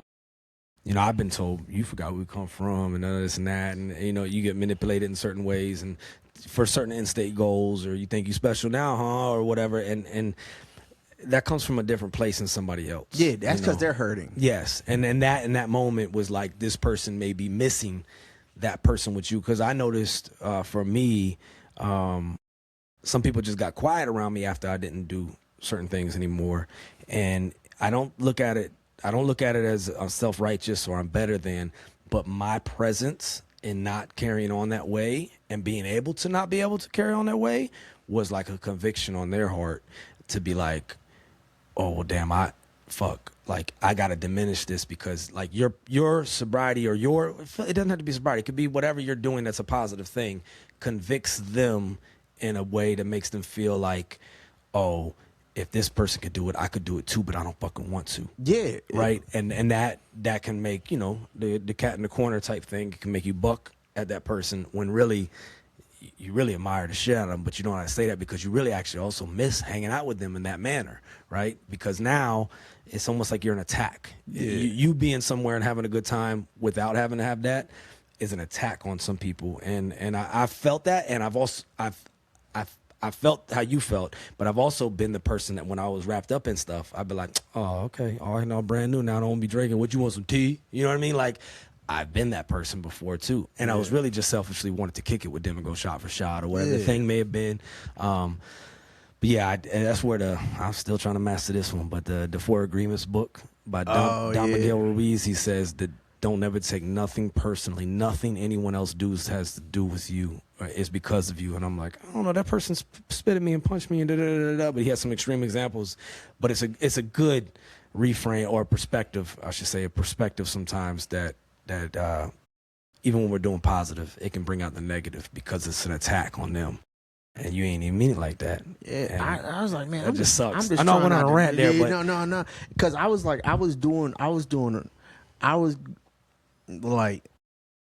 doing so much stuff to like make people feel okay. Because I would go to the bar like, hey yo, give me a shot glass or give me, you know what I mean, the little half pour, but pour ginger ale in it. And she's like, what the fuck are you talking about? Yo, just pour ginger ale in it so it look like I'm, you know what I'm saying? Yeah. So yeah. But that just really bothered me because it's like, hey yo, like I'm just trying to progress. I want everybody to progress. I want everybody to eat. I want everybody to be good. And right now, you're not helping me do that. You're not helping me do that. And when you're like my closest friend, that sucks. Yeah, I mean that sucks. That sucks. That hurts. Yeah. No, that shit hurt. That shit still hurt to this day. I ain't even gonna hold you. That shit's been over a year ago. That shit still hurt. It hurts because you're vulnerable. Yeah, you're out there, and you can get you know. So. I'm 2 months in. You know how hard those first 60, 90 days are fucking tough. Yeah, it's fucking tough. It is. When everybody's drinking, and then I hang out with hardcore drinkers, and they be like, man, get this motherfucker Heineken Zero. I'm like, fine. Yeah, that's fine. I don't give a fuck. I'll take that. They're cool, but you're not cool. But like you said, they might have viewed it as an attack. It's some abandonment. It's like I'm not being a psychologist. I'm just saying like I've been that person on their end, and I know I didn't mean malice, but it came off malicious, and it probably led somebody astray. Or for myself, I've received it and going, oh fuck, you know, like this person feels like I'm leaving them behind, and they already, you know how it is with when you abuse things. I'm not saying use things. I don't want to cast a stone on everybody, but the brain operates on the pleasure pain principle, and the things that bring us a lot of pleasure on the front end and pain on the back end, we got to be careful of those things. It's almost like the less effort you have to put into an activity and the more pleasure it brings, be careful of that activity. Swallow a pill, snort a line, take a drink. Very little effort put into that. Lusting, different things, right? But the reward is so high. Be careful of whatever that activity is. For some people, it could be shopping. It could be social media. It could be fill in the blank, buying stuff. Low amount of effort, high amount of dopamine or dose, dopamine, oxytocin, serotonin, endorphins. Be careful of those things. Now, the thing about the pleasure pain principle is something like comedy, right? I'm just using an example. Stand-up comedy, you're nervous as fuck before you go up there. The preparation, the oh shit, oh fuck, all right, here we go. Sometimes I get on stage and go, oh fuck, I'm here. Oh shit. And I heard him introduce me and I'm like, but it's real now. Okay. But there's that pressure. But what about the pleasure that it brings after, right? There's that pain on the front end. There's that pleasure at the end. It's the same thing with working out, like exercise, like a good exercise, run, jog, whatever. Nobody ever really at the end of it, unless you got injured really drastically, will ever go, damn, I wish I didn't work out today. But how many times have you woken up and been like, God damn, I wish I didn't binge eat. I wish I didn't drink. I wish I didn't smoke. Whatever the thing may be. It's that pleasure pain. And we can't get away from it. It's how the reward system in the brain operates. So I'm not saying go cutting yourself or anything, but there's even logic behind that because you get a rush. Some women are like high after they have a baby. Euphoria. because the pain, there's fucking pain right there, and the chemicals all kick in. So it's like, whether it's creating something or hard work or sense of accomplishment, fill in the blank, whatever it may be, the pain is on the front end, the pleasure comes on the back end. Now it's the same for the things that some of the most addictive substances, things, activities, fill in the blank, the things that are destructive for us, real easy effort, whole lot of reward. Those are the things. And it could be different for everybody. That's where it's got to be subjective to the individual. But part of that growth process, and why I say I bring that up, is because that first 30, 60, 90 is so hard, because the pain wears off. That was what motivated you, most of us, initially when we stopped, was the pain that we were having from said addiction, right? And, you know, a week goes by, 2 weeks go by, 3 months go by, you don't feel that pain anymore. And you're like, you start getting complacent. You're like, I could do this thing again. And okay, hello, pain, my old friend, right? And it comes back, and then eventually, whatever. Everybody's got to make their own decisions on how they live and choose to do. But that's why it's so easy at the beginning, like the first few days, the first week or so, because something big just happened. I almost died. Oh shit, what the fuck almost happened last night? I'm never drinking again. I'll never, fuck no, I'll never do that again. Until the pain wears off. And sometimes that takes 30, 60, 90 days. And it gets harder, like, because the first Christmas that comes around, the first Super Bowl that comes around, the first, you know, July 4th cookout, barbecue, whatever we want to call it, like all those first things. You've only had one rep at that a year. You know, you get a Friday night every week to practice. You get a Saturday night every week. You know, one of my hardest things when I stopped drinking was NBA, the games during the week. So I used to go to the gym at nighttime and watch the games on the elliptical or something, just slow cardio, because it was the only, I have to do, for me, it was another reason why comedy helped me so much. I realized real quick, I cannot do this and drink. I just can't. My brain's stupid as it is. I can't be adding nothing to it, right? For that kind of thing. And it was the same when I DJ and stuff. Like if I'm ever at an event, I want something tangible to do. Like I want to be the MC. I want to DJ. I got to do something, because I want to be here. But idle hands make me fucking tempted in the motherfucker, because it's just, you know, force of habit. But I have to force myself to do things I can't do drinking. So it kind of like puts another wall for me. Everybody's different, and that's just one way I've learned. But yeah, that pain is real, and it helps us, inspires us in the beginning, but then it wears off. And now the brain's like, where's our pleasure, motherfucker? You know what I mean? And here we go again, and it's just this fucking self-licking ice cream cone. But that's why the holidays are hard. That's why the you know, the first Super Bowl, because you've only gotten one practice in the last 365 days out of that. But eventually the NBA games got easier. Still during this last finals, it was still you know, it would be nice. And then I went, oh, Heineken Zero, where you at? Smoke a little weed, and I'm gonna watch this game. But you know, it wouldn't be nice. Me not being alive tomorrow, me taking this too far, me, you know, all the things that weren't so nice. I have to remind myself, you know, it wouldn't be nice right now. And I'm not trying to make everybody quit whatever they're doing. You got to make your own decisions for you. But I will say to anyone out there still doing things that you know are bringing you pain, how's that working out? That's it. That's all I'll say. If you can feel justified in doing it, and then that's you, right? But I know eventually with addiction, you don't even do it to get high anymore. You don't even do it to get drunk anymore. You do it just not to feel the pain of withdrawal. And that's why it's so dangerous with certain things. Things hit at different levels in our brains. Dopamine Nation, Anna Lemke, she breaks this shit down real good, Dr. Anna Lemke. But what pops in your brain may not pop in my brain the same way. But there's some shit that is pretty... Methamphetamines pop like a motherfucker. Narcotics pop like a motherfucker. Alcohol pops for different people in different ways, you know. For some of us, I don't know about anybody else, but I make the joke about this on stage. Fucking alcohol was a stimulant for me. No.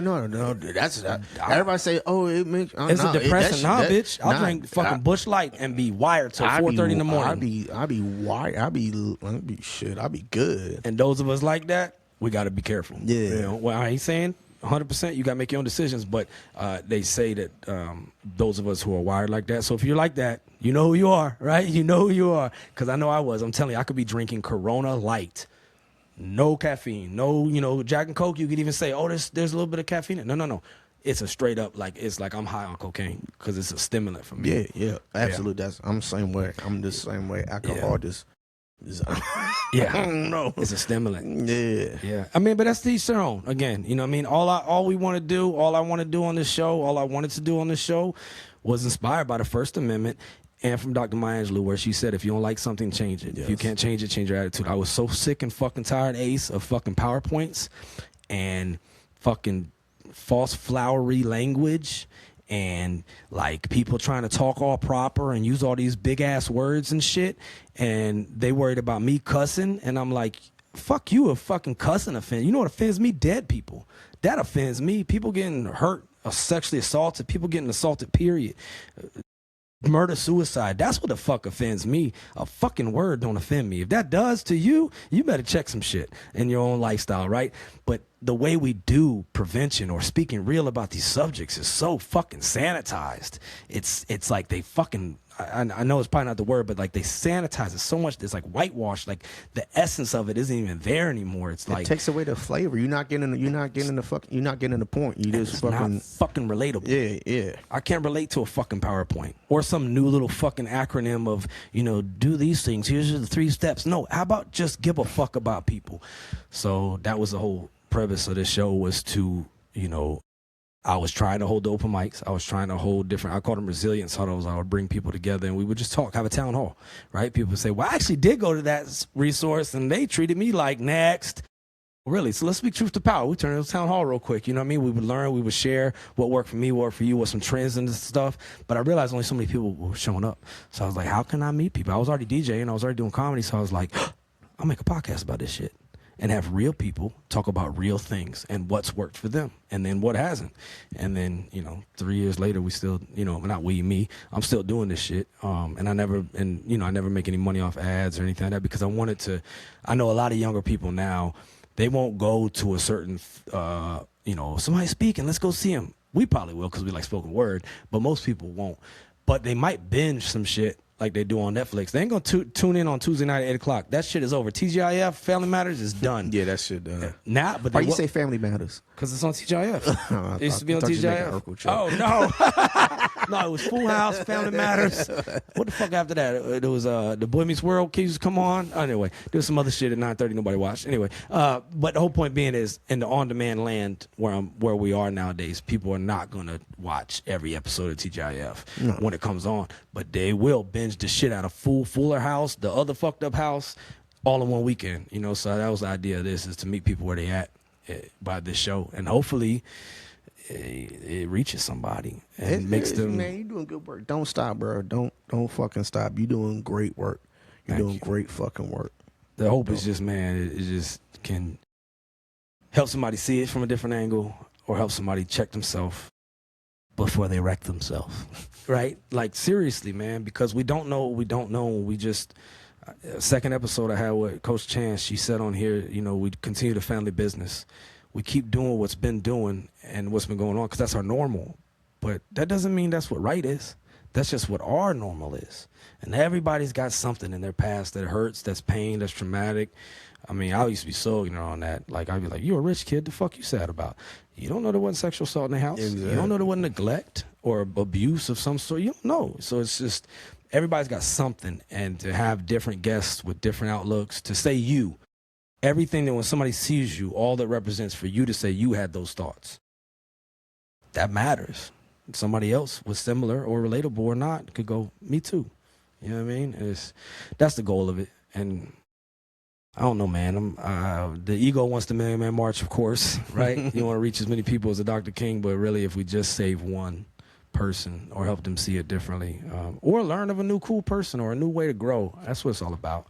That was a long rant. I'm sorry. Are you good, baby? That was a long ass. I'm gonna have to shave some of that down. That was pretty long right there. It was like, what the fuck? I thought I was getting interviewed. This motherfucker going to church and shit. I had to shave some of that down. But what made you not do those things when you had those thoughts? I reached out to friends. And then, fun fact, I write poetry. Oh, shit. Yeah, I write poetry. So I was like, I'm feeling this way. Let me get this shit out. Yeah. Because some of this shit is too dark for the stage. I was writing poetry actually before comedy. So I was like, I would just write. So I just keep a composition notebook. Yeah. And whatever I'm feeling. When I'm feeling like that, I just write. Yeah. I just write. That helps me get it out. And it's not, I make sure I don't drink.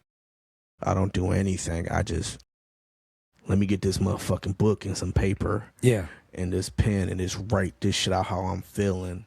And then I'll reread it. And then I'll be okay. But then also what helps me is just knowing that this pain is temporary.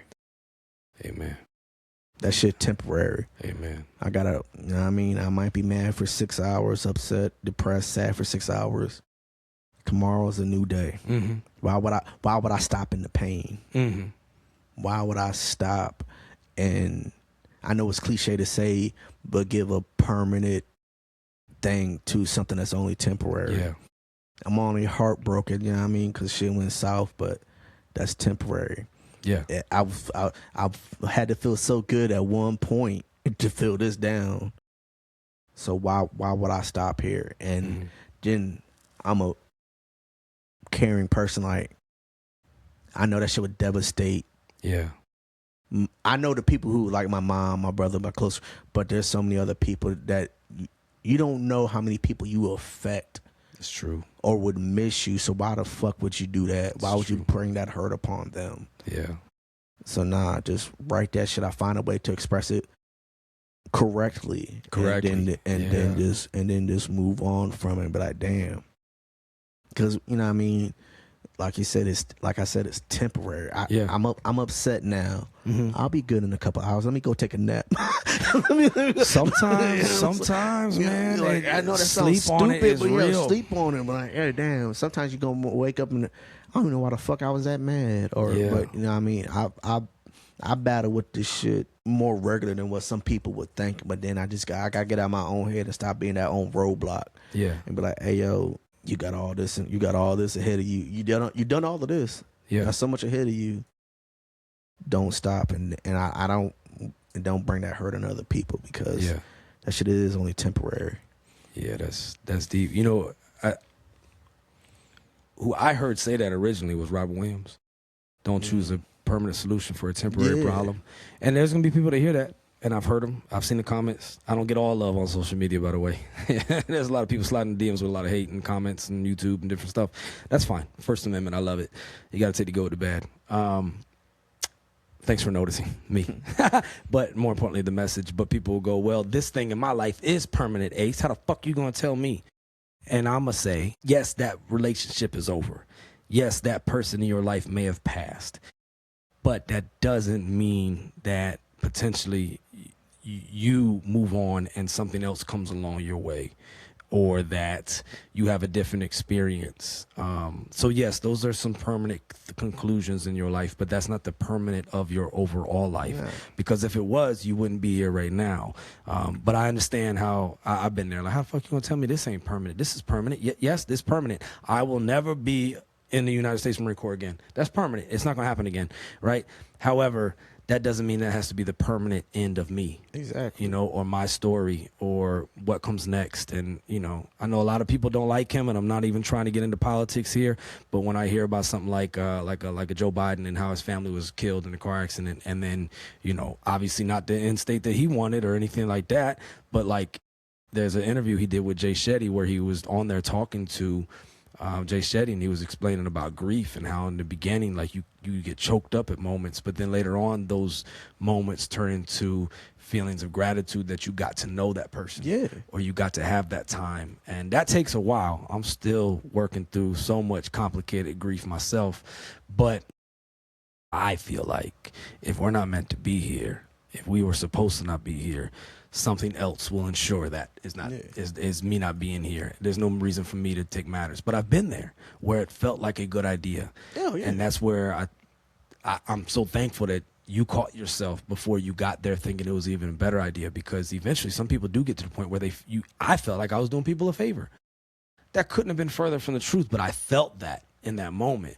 But I also, and there's no diss to anyone else who finds themselves there, I allowed myself to get there. I didn't catch myself along the way. I kept self-medicating. I just kept repeating the same behaviors to where bad decisions felt like good decisions. And you are bigger than any issue. You are bigger than anything that you can just tie yourself to. Like, you are bigger. Yes. Like, you can rewrite. You're on book 2 right now. Yes. The military. Oh, you're on book 2. Yeah. You found a new thing. Find a new thing. There's nothing wrong with change, nothing wrong with growth, or anything like that. Like, that relationship, okay, yeah, that's over. Yeah, it fucking sucks. Yeah. But hey, what did you learn from it? move on. There's nothing wrong with that. You don't have to end anything. Don't end your story. Yes. He was born alone. You know what I'm saying? So you gotta keep moving, and that's what helped me out the most, is just that self-reflect. And like you said, it's so fucking easy when you feeling upset or grieve, and just to grab alcohol technically is a drug or a substance, and just binge because you don't want to think about it, you don't want to feel it. But nah, you got to do something else. There's so many other creative, positive activities you can do besides doing that, because that's just gonna talk you into it. That's just gonna talk you into it, and then you're gonna make that permanent decision, and it's not worth it. It's never worth it. Yeah, it's never worth it. And on substances, I can't do it anymore. I shouldn't. It's just something I don't do. But I'll never dispute the argument that it does not enhance certain situations. Yeah. I'm not an advocate for it. I'm not a prohibitionist. But it usually doesn't make a bad day better. No. And if you continue to do that, it'll usually have compounding. You'll be paying interest on that pain. And wow, man, it just becomes, what was just grief is now complicated grief. Yeah. And that's why I think, I mean, I've been there. It's almost, I'm not gonna say you're never repairable, but like you delay your healing. Yeah. This weekend is going to be hard for me. I'm not even gonna lie to you. This weekend is going to be hard for me. It's going to be my first Father's Day. Yes. Without my old man. Yes. Can't go see him. You know what I mean? Can't dap him up, hug him. But got 2 shows, and I'm going to talk about him. Yes. He going to live on in these fucking jokes. He's Yes. gonna, you know what I mean? Yes. You got to honor, you know what I mean? Let him live through you. Yeah, let him live through me. So why would you stop now? So yes. Everybody got their own battles, and everybody's situation is different and stuff like that. There's no right answer for this. There's no one right answer. So much gray. Yeah, there's so much gray in this shit. But it's not going to solve the problem. It's not going to solve anything. And some of the people that do go through that or do make that ultimate choice, they think they're helping people, but they're not. You're hurting. Yeah, it deceives you. It really does. So many fucking people that you don't even know. And if you care about people like that, you wouldn't do it. So yeah. We really do have to catch ourselves before we're at that point. And if we're at that point, reach out to the right help. But what I loved about what you said in there, and it's kind of like we flirted with it the whole time, but you talked about what's helped you is man, y'all know I say this shit all the time, and I know you ain't trying to pander to me, but connection with others, and then channeling it, whether it's through poetry or comedy or just the work that you do with making sure people get fed. That's still art right there. It's that going external, and it's the channeling that energy. But then, like you said, the connection with others. You said friends helped you, your family helped you, and then having that tribe and having that outlet, man, or both are the same, I don't know, or it's just a self-licking ice cream cone of goodness is so imperative. And like you said, try different shit. Just try different shit, because maybe you'll find this new thing and be like, all right. Like I used to ask a room full of Marines, they'd be like, because most of them, like, it's either get fucked up, watch Pornhub, play video game. That's what most people do in their off time. Some do it all at the exact same time. It's fucking weird. They coordinate it. However, but like if you like bowling, you didn't walk out the womb out your mom and say, I like bowling. No, somebody showed you this shit. If you like to fish, it's because somebody showed you this shit. If you like comedy, it's because somebody signed you up for an open mic and encouraged you to do this shit. Like whatever the thing may be. So try new shit. And you might be like, oh, I ain't writing no poet. I ain't soft. Okay. Well, some of the most hardcore rappers are actually poets, motherfucker. Facts, right? Some of the toughest people that ever lived are poets, are writers. Emperors of the world, Marcus Aurelius was a fucking, he used to write in his little journal. You know what I mean? Yeah. And now we call it meditations, and you can read it, right? Don't dismiss something that could be a healthy outlet for you. And it could be something as simple and stupid as lighting a candle and just smell that lavender. Like it could be something as simple as that. That'll be like, damn, I am upset, but damn, that shit smell nice as fuck. Smell pretty good. I like lavender. It is crazy what can get you out of these moods and these thoughts and shit like that. Yeah. And also, you're never a burden. No. Your feelings and the way that you feel, you're never a burden. Feels like it though. But it feels like it, but you're not. Because I'd rather talk to you at 2 a.m. Yeah. And same here. You know what I'm saying? Than fucking wake up and get that call that you not here no more. Same. I'd rather talk to you at fucking 2 a.m. If I gotta weigh that out, I'm picking talking to you at 2 a.m. Yeah. all the fucking time. Yeah. 100. You're never a burden. Don't think like that, and get those negative thoughts out, and just write something good about yourself. I'm a big writer. I keep pens on me. Just write all the fucking time. Just write something good about yourself. I'm telling you, man. And then just read that shit over. Read that shit over. Yo, that's a nice bucket hat. You know what I'm saying? Like, write good things about yourself.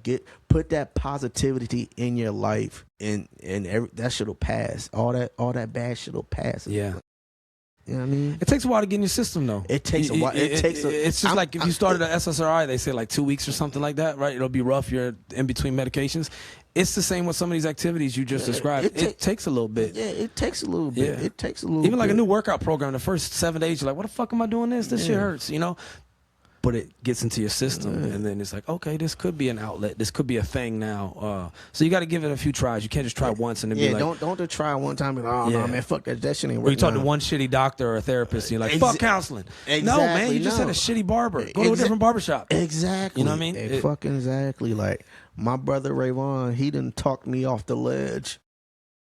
God knows. Well, I love how you, many Rayvon. times. Thank you. Shout out to my brother Rayvon. Yeah. He done talked me off, and shout out to Candace. We still talk, and she done talked me off the ledge so many times. Sometimes when you don't want to say it for yourself, the right people will say it for you and give you that, and you'll be good. You just gotta find out who those roots are in your life. Who those roots are. And you could have found out you just come from a shitty tree. Yeah. You know? Yeah. And maybe you got to go find some different ones and find a different tribe. You got to find out who mean you well. Yes. Who's actually like that. You know what I'm saying? So it's... What Will Smith said, that one little thing where he said, like, look at your last 5 text messages. Are those people throwing logs on your fire or they pissing on it? Exactly. Yeah. It really does come down to that. Like, who's... And some people take it the wrong way, like now you got to dismiss all the people. You can reach back and help people and be there for people, but that doesn't mean reach back to the point where you're getting pulled back and there's crabs in the bucket. There's a difference there. You can reach back and inspire, and sometimes the best thing, the way to help somebody is to show them the way through your example. Yeah. It's not throwing money at them. It's not throwing every 2 cents of advice. It's literally modeling the right behavior. And it feels like if you're one who got out of the bucket or you moved on, like, oh, fuck, I feel like a sellout. I feel like that's just the guilt. That's like survivor's guilt in a way. Yeah. But you can still reach back and inspire others and help people. But when people start pulling you back or making you a worse version of yourself, I mean, just do an inventory. Like, this person makes me worse than I want to be. And sometimes you might make them worse than they want to be too. And maybe it's just best that you don't be in each other's lives every day. Yeah. And that's why there's seasons to life, and some people in your life for certain seasons and not. I know that gets real deep, but some people could hear that and be like, so I'm supposed to cut off this family member? I mean, some family members limit to contact. Some, depending on what they're doing and how they're making you have feel. Some distance between, you know. Why are you so distant? Because I'm trying to survive. You ain't got to talk to them every day. You ain't got to hang out with. If you know they do they dumb shit on the weekends, don't hang out with them on the weekends. You shouldn't be hanging out with them. Exactly. Like, are they pissing on your fire? Yeah. Or are they keeping your flames fueled? Exactly. And those tough decisions will make you better in the long run. It's like, shit, ain't no point in going backwards. Forward, never backward. And sometimes, I know we're talking about this at length, but I've had a recent circumstance happen where somebody reached out to me for help, and I told them at the moment, I said, I can't right now. Are you in an emergency? They said, no, I need to talk to you. Though. I said, okay, can I talk to you tomorrow? Because I don't want to half-ass talking to you. Yeah. But also, I'm not right now. And I just can't right now. What that person did was that person went and checked themselves into a mental health clinic. That was the help they really needed. My little happy talk for a 30-minute conversation wasn't going to be what that person needed. So really, I would have held that person back from the help they really needed. Thankfully, that person got the help they needed, and they're in a better place, and they're still alive. But I might have just been putting a Band-Aid by talking to them for 30 minutes or covering that one bill or doing whatever. Like, they needed some surgery, and I'm not a doctor. I'm not a surgeon. So sometimes, even though we think we're doing the right thing for them, we could actually be hurting them and enabling them in the wrong direction. And that sounds cold, but I don't think that person would have sought the help they really, really needed that night had I took that phone call. But no, sometimes you got to have those tough, honest conversations and be like, hey, yo, this is a little bit too deep right now. Like, I know what I'm saying might help you for a little bit, but you might want to go to therapy or get admitted. Call or 911. Like, for real. Because if you're not going to do it, you're forcing me to might have to do it for you. Yes. You know what I'm saying? Like, because we all know when people start talking a certain way, like, oh, shit, this motherfucker. Yeah.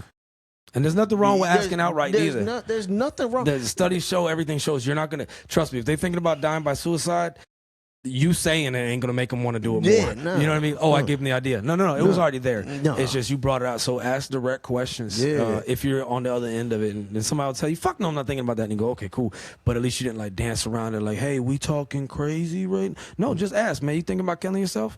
And they'll be like, yeah, I am. But it's not because you asked. You know what I'm saying? We get scared of that. But, I mean, there's many studies and proof that doesn't actually like, you know what?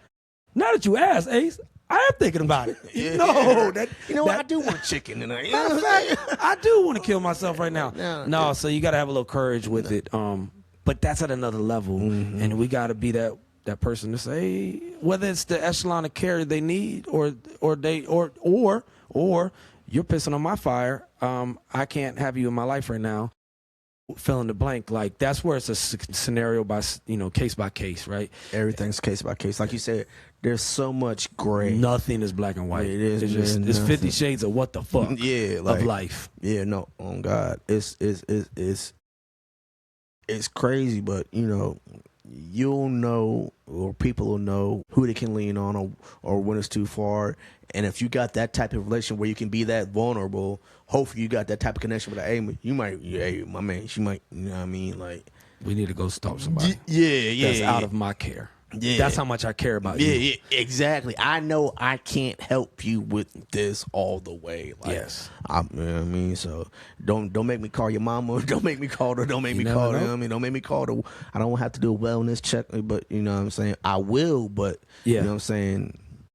Do what you need to do to protect yourself. It's the same way we do with drunk driving. Yeah. Like, somebody steals your keys. You'd be mad. They'd be mad at me, but you still alive tomorrow. Exactly. You know what I mean? It's the same when it comes to suicide. Yeah. And if there's alcohol involved, because people get impulsive even faster. And, like, taking somebody's gun is what may save them. Yeah. You know what I mean? Because they're not near it. And in that moment, they may get an impulsive decision. And I could go on and on about that subject, but we lose a lot of people to being intoxicated, impulsive, and making a permanent decision. Whereas if they was not drinking, they probably wouldn't have. And that's why I always try to tell people or advise that if it's a bad day, it may feel like that's going to make it better, but the likelihood of it making it worse is so much stronger than it making it better. It's numbing it, but it's not healing it. Hennessy ain't never gave nobody no good advice. Like I'm saying, I'm not gonna say that everybody be prohibitionist. You gotta do it. You gotta do it, but you touched on it earlier. Some people know how to do it in moderation, which I'll never understand. Kudos to y'all that know how to do Lottie it. fucking die for you. Yeah, like, you know what I'm saying? And like, you know what I'm saying? I know I'm fucked up because I'm jealous of them sometimes. I'm like, damn, how can? And then I'm like, you really got a problem, motherfucker. Because I'm envious that they can do that, and I just can't. It's just what it is. But that comes with self-reflecting and knowing who you are and stuff. But if you don't like something, change it. You can't change it. If you don't like something, change that shit. I didn't. There's so many things I didn't like, and I'm like, I'm gonna change this shit. You just gotta do it. You just gotta adjust fire where you need to, day by day.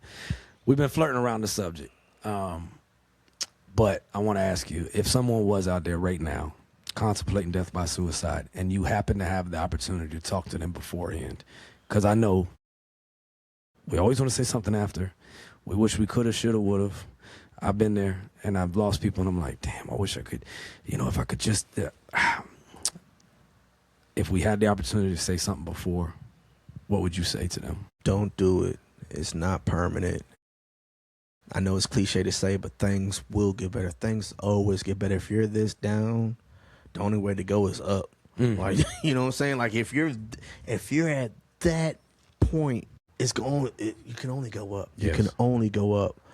And think about, don't be selfish. Think about what that will do to the people. You may say, oh, I don't got nobody, blah, blah, blah, blah. You don't know that. You can't say that. You know what I'm saying? You just feel like that for the moment. Yeah. That's just how you feel in the moment. You will cause so much hurt and pain. And I feel like people as a human nature, unless there's something wrong with you, you don't want to cause people pain. You know what I'm saying? Yeah, you don't. So don't do that. Don't drink. Don't do no substances.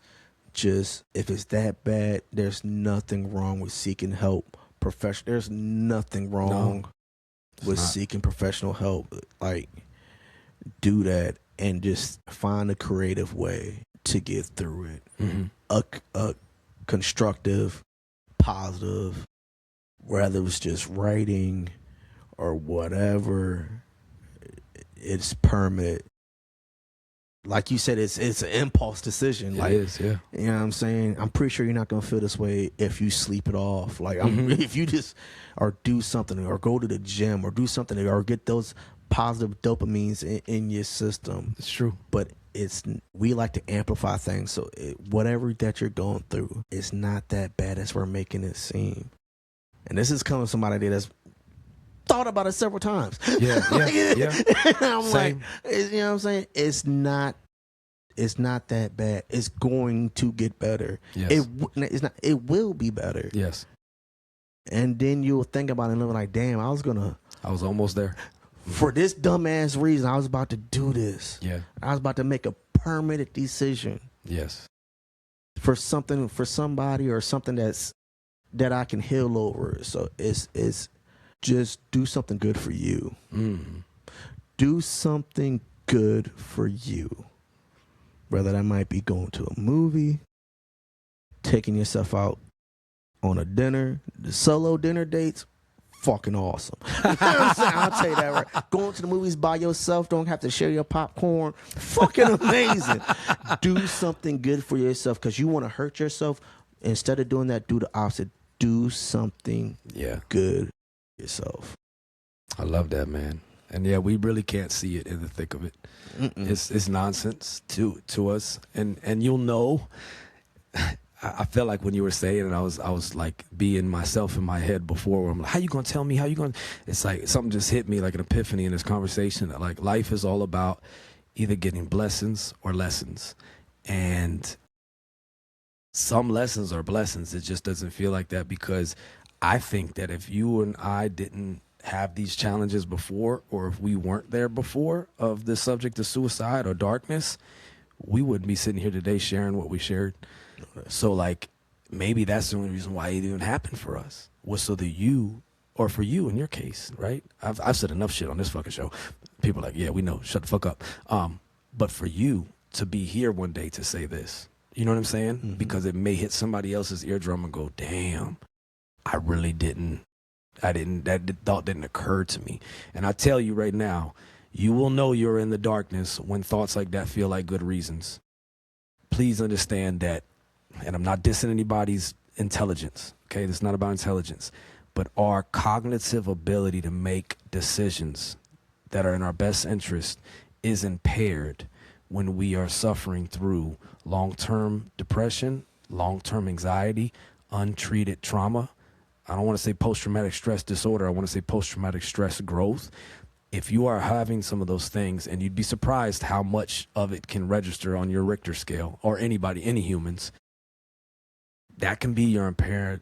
It can be impairing your ability right now, where that bad choice feels like a good choice. And if you're there, that is a telltale sign you must seek real help. Yeah, seek real help. There's nothing. Like 988, 911, whatever. But even if they give you medicine, it's going to take a while to get in your system. Yeah. Doing that good thing for yourself, like you described, it's going to take a while to get in your system. But if you're there, and it really, right now you're listening, or like that, you thinking of it, that is a good decision, is proof that you need a higher echelon of help. And there's nothing wrong with, I mean, yeah, we got call 988. Virginia has a warm line now. Did you know that? No. So even if you're not like at hotline level, like I call 988, but I'm like, I'm kind of thinking a little bit, you can call a warm line. And a lot of states have it within the nation. You can just Google it. It'll come up, the warm lines. So it's not hotline, not 988, but it's a warm line. And the people that answer the call are peer recovery specialists, peer mentors and stuff like that, and they will help walk you through certain ways you can do things. So there's a warm line, there's a hotline, but if it really came down to it, fucking call 911. Yeah. Like, because this lesson can eventually turn into a blessing for you to share with others, and I think that's how humans. But that's how we thrive. We help others, right? Like humans don't do nothing on their own. I don't give a fuck what you believe in. Like the Bible, Torah, Quran, doesn't matter. All of it, humans help humans in all of those, in all of it, and all throughout history. We never do anything on our own. So maybe we only go through things so we can help others through things. I don't know, but I know that you have no idea who or what is coming down the road. So if you really are where Ace was just saying, there's nothing wrong, like you're a bad person for it, but that is a proof in the pudding that you right now are in a red state of mind, and that is not a place to stay in. No, you know what I'm saying? Yeah, like no. That literally just hit me while you were saying it, because I'm like, if you was thinking it's a good idea, that's all the proof you need that you need help. Like right now, you need to go find help, and you might have tried before, and it was like you got next or you got treated half-assed. Try again, like. But you just gave me that while you were saying that thought hit me like blessings and lessons, and that's proof. You need to seek help right now. Yeah. I never thought about it like that till you expressed that. Yeah, because it does feel like a good decision. It does. You like, don't feel selfish. You feel selfless. You feel like I'm gonna do them a favor. I'm a burden. Yeah, no, but it's actually the whole opposite. It is. It's the whole opposite. And it's not worth it. But our cognitive ability ain't there to discern what's a good decision, what's not. It's not like you're stupid or like you're an invalid or you're not intelligent. Nah, I'm talking about cognitive. Like that lizard brain just took the fuck over. And that'll make us do some crazy shit. Yeah. And sometimes there's so much murder, suicide right now, man. It's crazy, dog. Like there's been a lot of cases. What was the mayor? Yeah, the lieutenant governor, the doctor, Virginia. his wife. Yeah, that was so sad, man. Like, and those kids got to live with that forever. Yeah. Not to mention the community, their family. Like that's terrible. But he may have thought that was a good decision. Like that, there's no way that it is a good decision, not at all, but like that shit ripples for generations. Yeah. There really is generational trauma that gets passed on. I don't know, I don't want to say factually, actually through DNA. I know there's studies that say yes, but like all I'll say is suicide is a family affair from my family. It's been in every generation, multiples and shit, and they say it carries down until we break the cycle. We got to break the cycle, and if we don't like something, change it, man. Change it, man. Thank you though. Like I feel high right now. Like I just like lost in like this moment, man. It was really good. Like I know I've known you for a while, and I've talked with you, and we've supported each other on things, but like to talk like this, dedicated, no other things going on, is something, man. You're a great human, dude. I appreciate it. And what you're doing and trying to help others and the vision you have, man, we got to talk more because that's a really cool idea. Right. That's a beautiful idea. But all I can say is to you, keep doing what you're doing, man. It makes a difference. You are a difference maker, and you have a great effect on all of us. All of us, and people love the fuck out you. Bucket hat or not, glasses or not, like you're a good human, man. And all I can say is just keep on. And then sometimes we might have to even listen back to this episode ourselves to take our own advice. Yo, for real. Yo, shit. I'm like, what was that? June 13th. I gotta listen to my shit again. June 15th. Okay, what did I say then? Tell me now. I said do something good for myself. All right.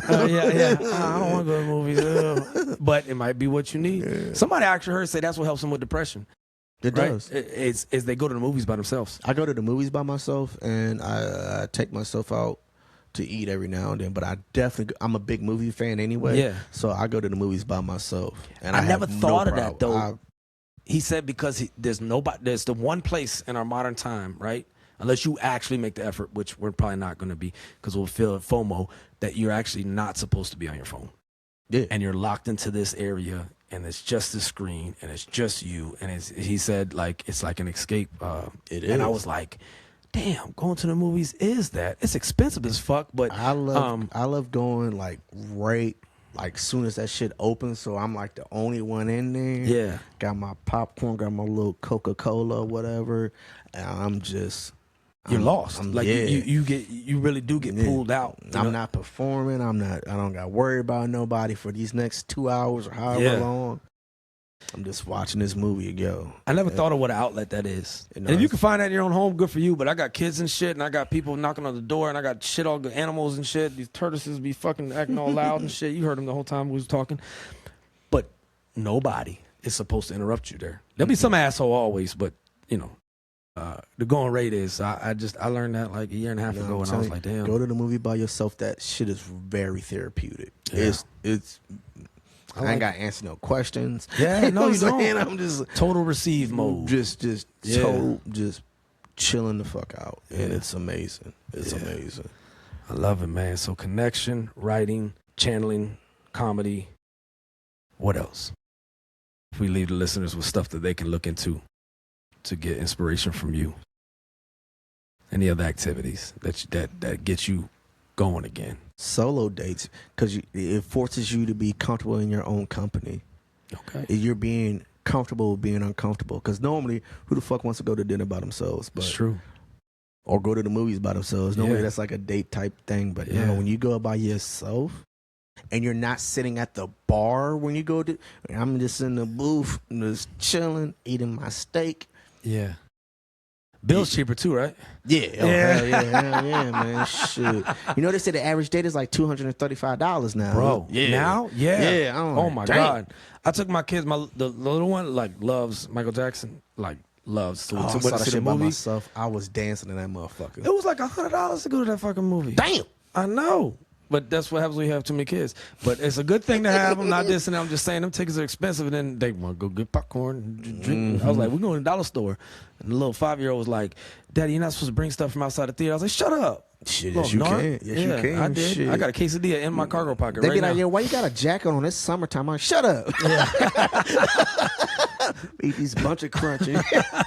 Got Wawa, hoagies. It's Hoagie Fest. Yeah, nah, man. That deal. I saw that joint. I saw that by myself, and I enjoyed it. I had so much fun. I was No, that's good. I mean, but they say the greatest love, you know, to love yourself, to be able to spend time with yourself.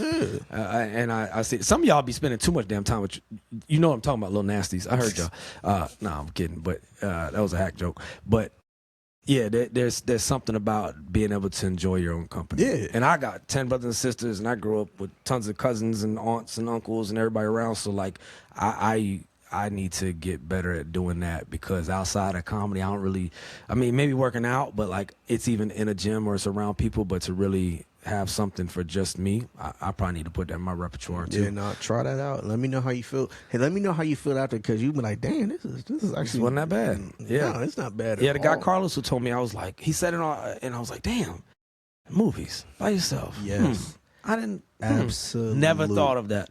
Absolutely. All right, y'all heard it. Y'all heard it from the man, y'all. I stand by that shit. I know we got Friday night. He booked a cracker for Juneteenth, by the way. That's because you certified. You invited to the cookout, baby. Thank you so much, sir. I'm so honored to be here on this day. So we got June 19th, and headliner the legendary Dwayne White. Yes, I know yes. Glenn's on there, Crystal's on there, Yes, you're on there, yes. and y'all got me on there too. Thank you. And then you said you got a show Saturday too. Yeah, I got a show Saturday. I'm gonna be out in where the fuck? Brittany's. Oh yeah, I know Brittany's. Yeah, Broken Mike. It's Comedy. Broken Mike. Yeah. I love going to that, man. Yeah, I'm a part of Broken Mike Beer Run, and I'm doing my own thing under Look at Ace this, Comedy man. Entertainment. So Multifaceted, multidimensional, just making everything so exponential. I couldn't even make it rhyme. That sounded like shit. Anyway, yeah, man, look up. I'm gonna tag you in all the posts on this and where you can follow ASAP. But if you're looking for a good human who's also a great artist, man, I'm telling you. Actually, I say good artist that's a great human. How about that? Right? Or great artist that's a great human. Anyway, long story short, man, support this man, support live comedy, support the things he's doing. It's really just having a good effect on others. And he's allowing other people to come up too and find these healthy outlets. So, brother, I just say thank you. Thank you for being vulnerable. Oh, yeah. Thanks for dealing with me with my fucking tangents and my rants. Nah, you good. But I learned a lot today, and I appreciate it. And like you said, man, see the end goal. Yeah. And fucking, what's the legacy? What's the legacy? Like you said, Sheva said to you, like, what's the legacy going to be? What's the effect we're having? Because we're having an effect no matter if we want to admit it or not. So just thank you, man. And I'm going to just leave it to you for any save rounds you got. Yeah, man, damn, that was a nice. I can't match that. Damn. But like he said, we're gonna be at Hog Shack Barbecue this Friday, 7:00. It's a free comedy showcase.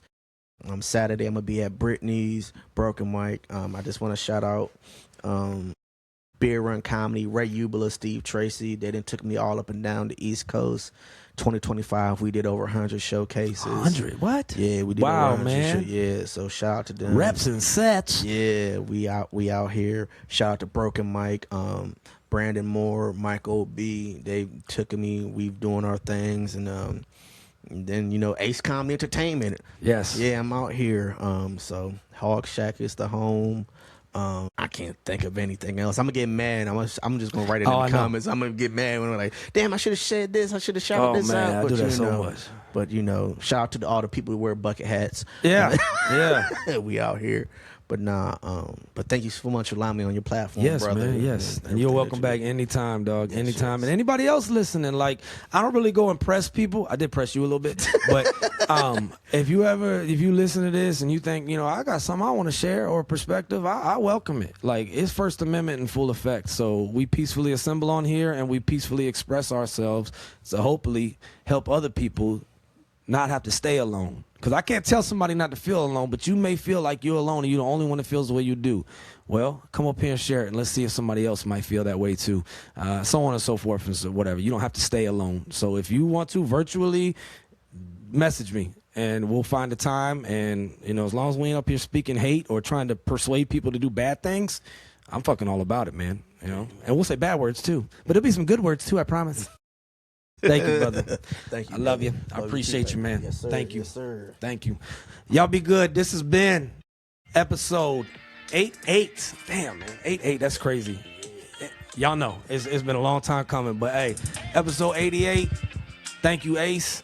Thank you, everybody, for listening. As I said, we are always sponsored by Nobody, baby. But we are inspired by the words of Dr. Maya Angelou, who said, if you don't like something, change it. If you can't change it, shut the fuck up. No, she said, change your attitude. Don't forget the First Amendment, okay? So thank y'all for listening. Take care of each other. Make good choices. And watch my fat ass walk over here and press stop recording. You like that? You like that, world? Much love.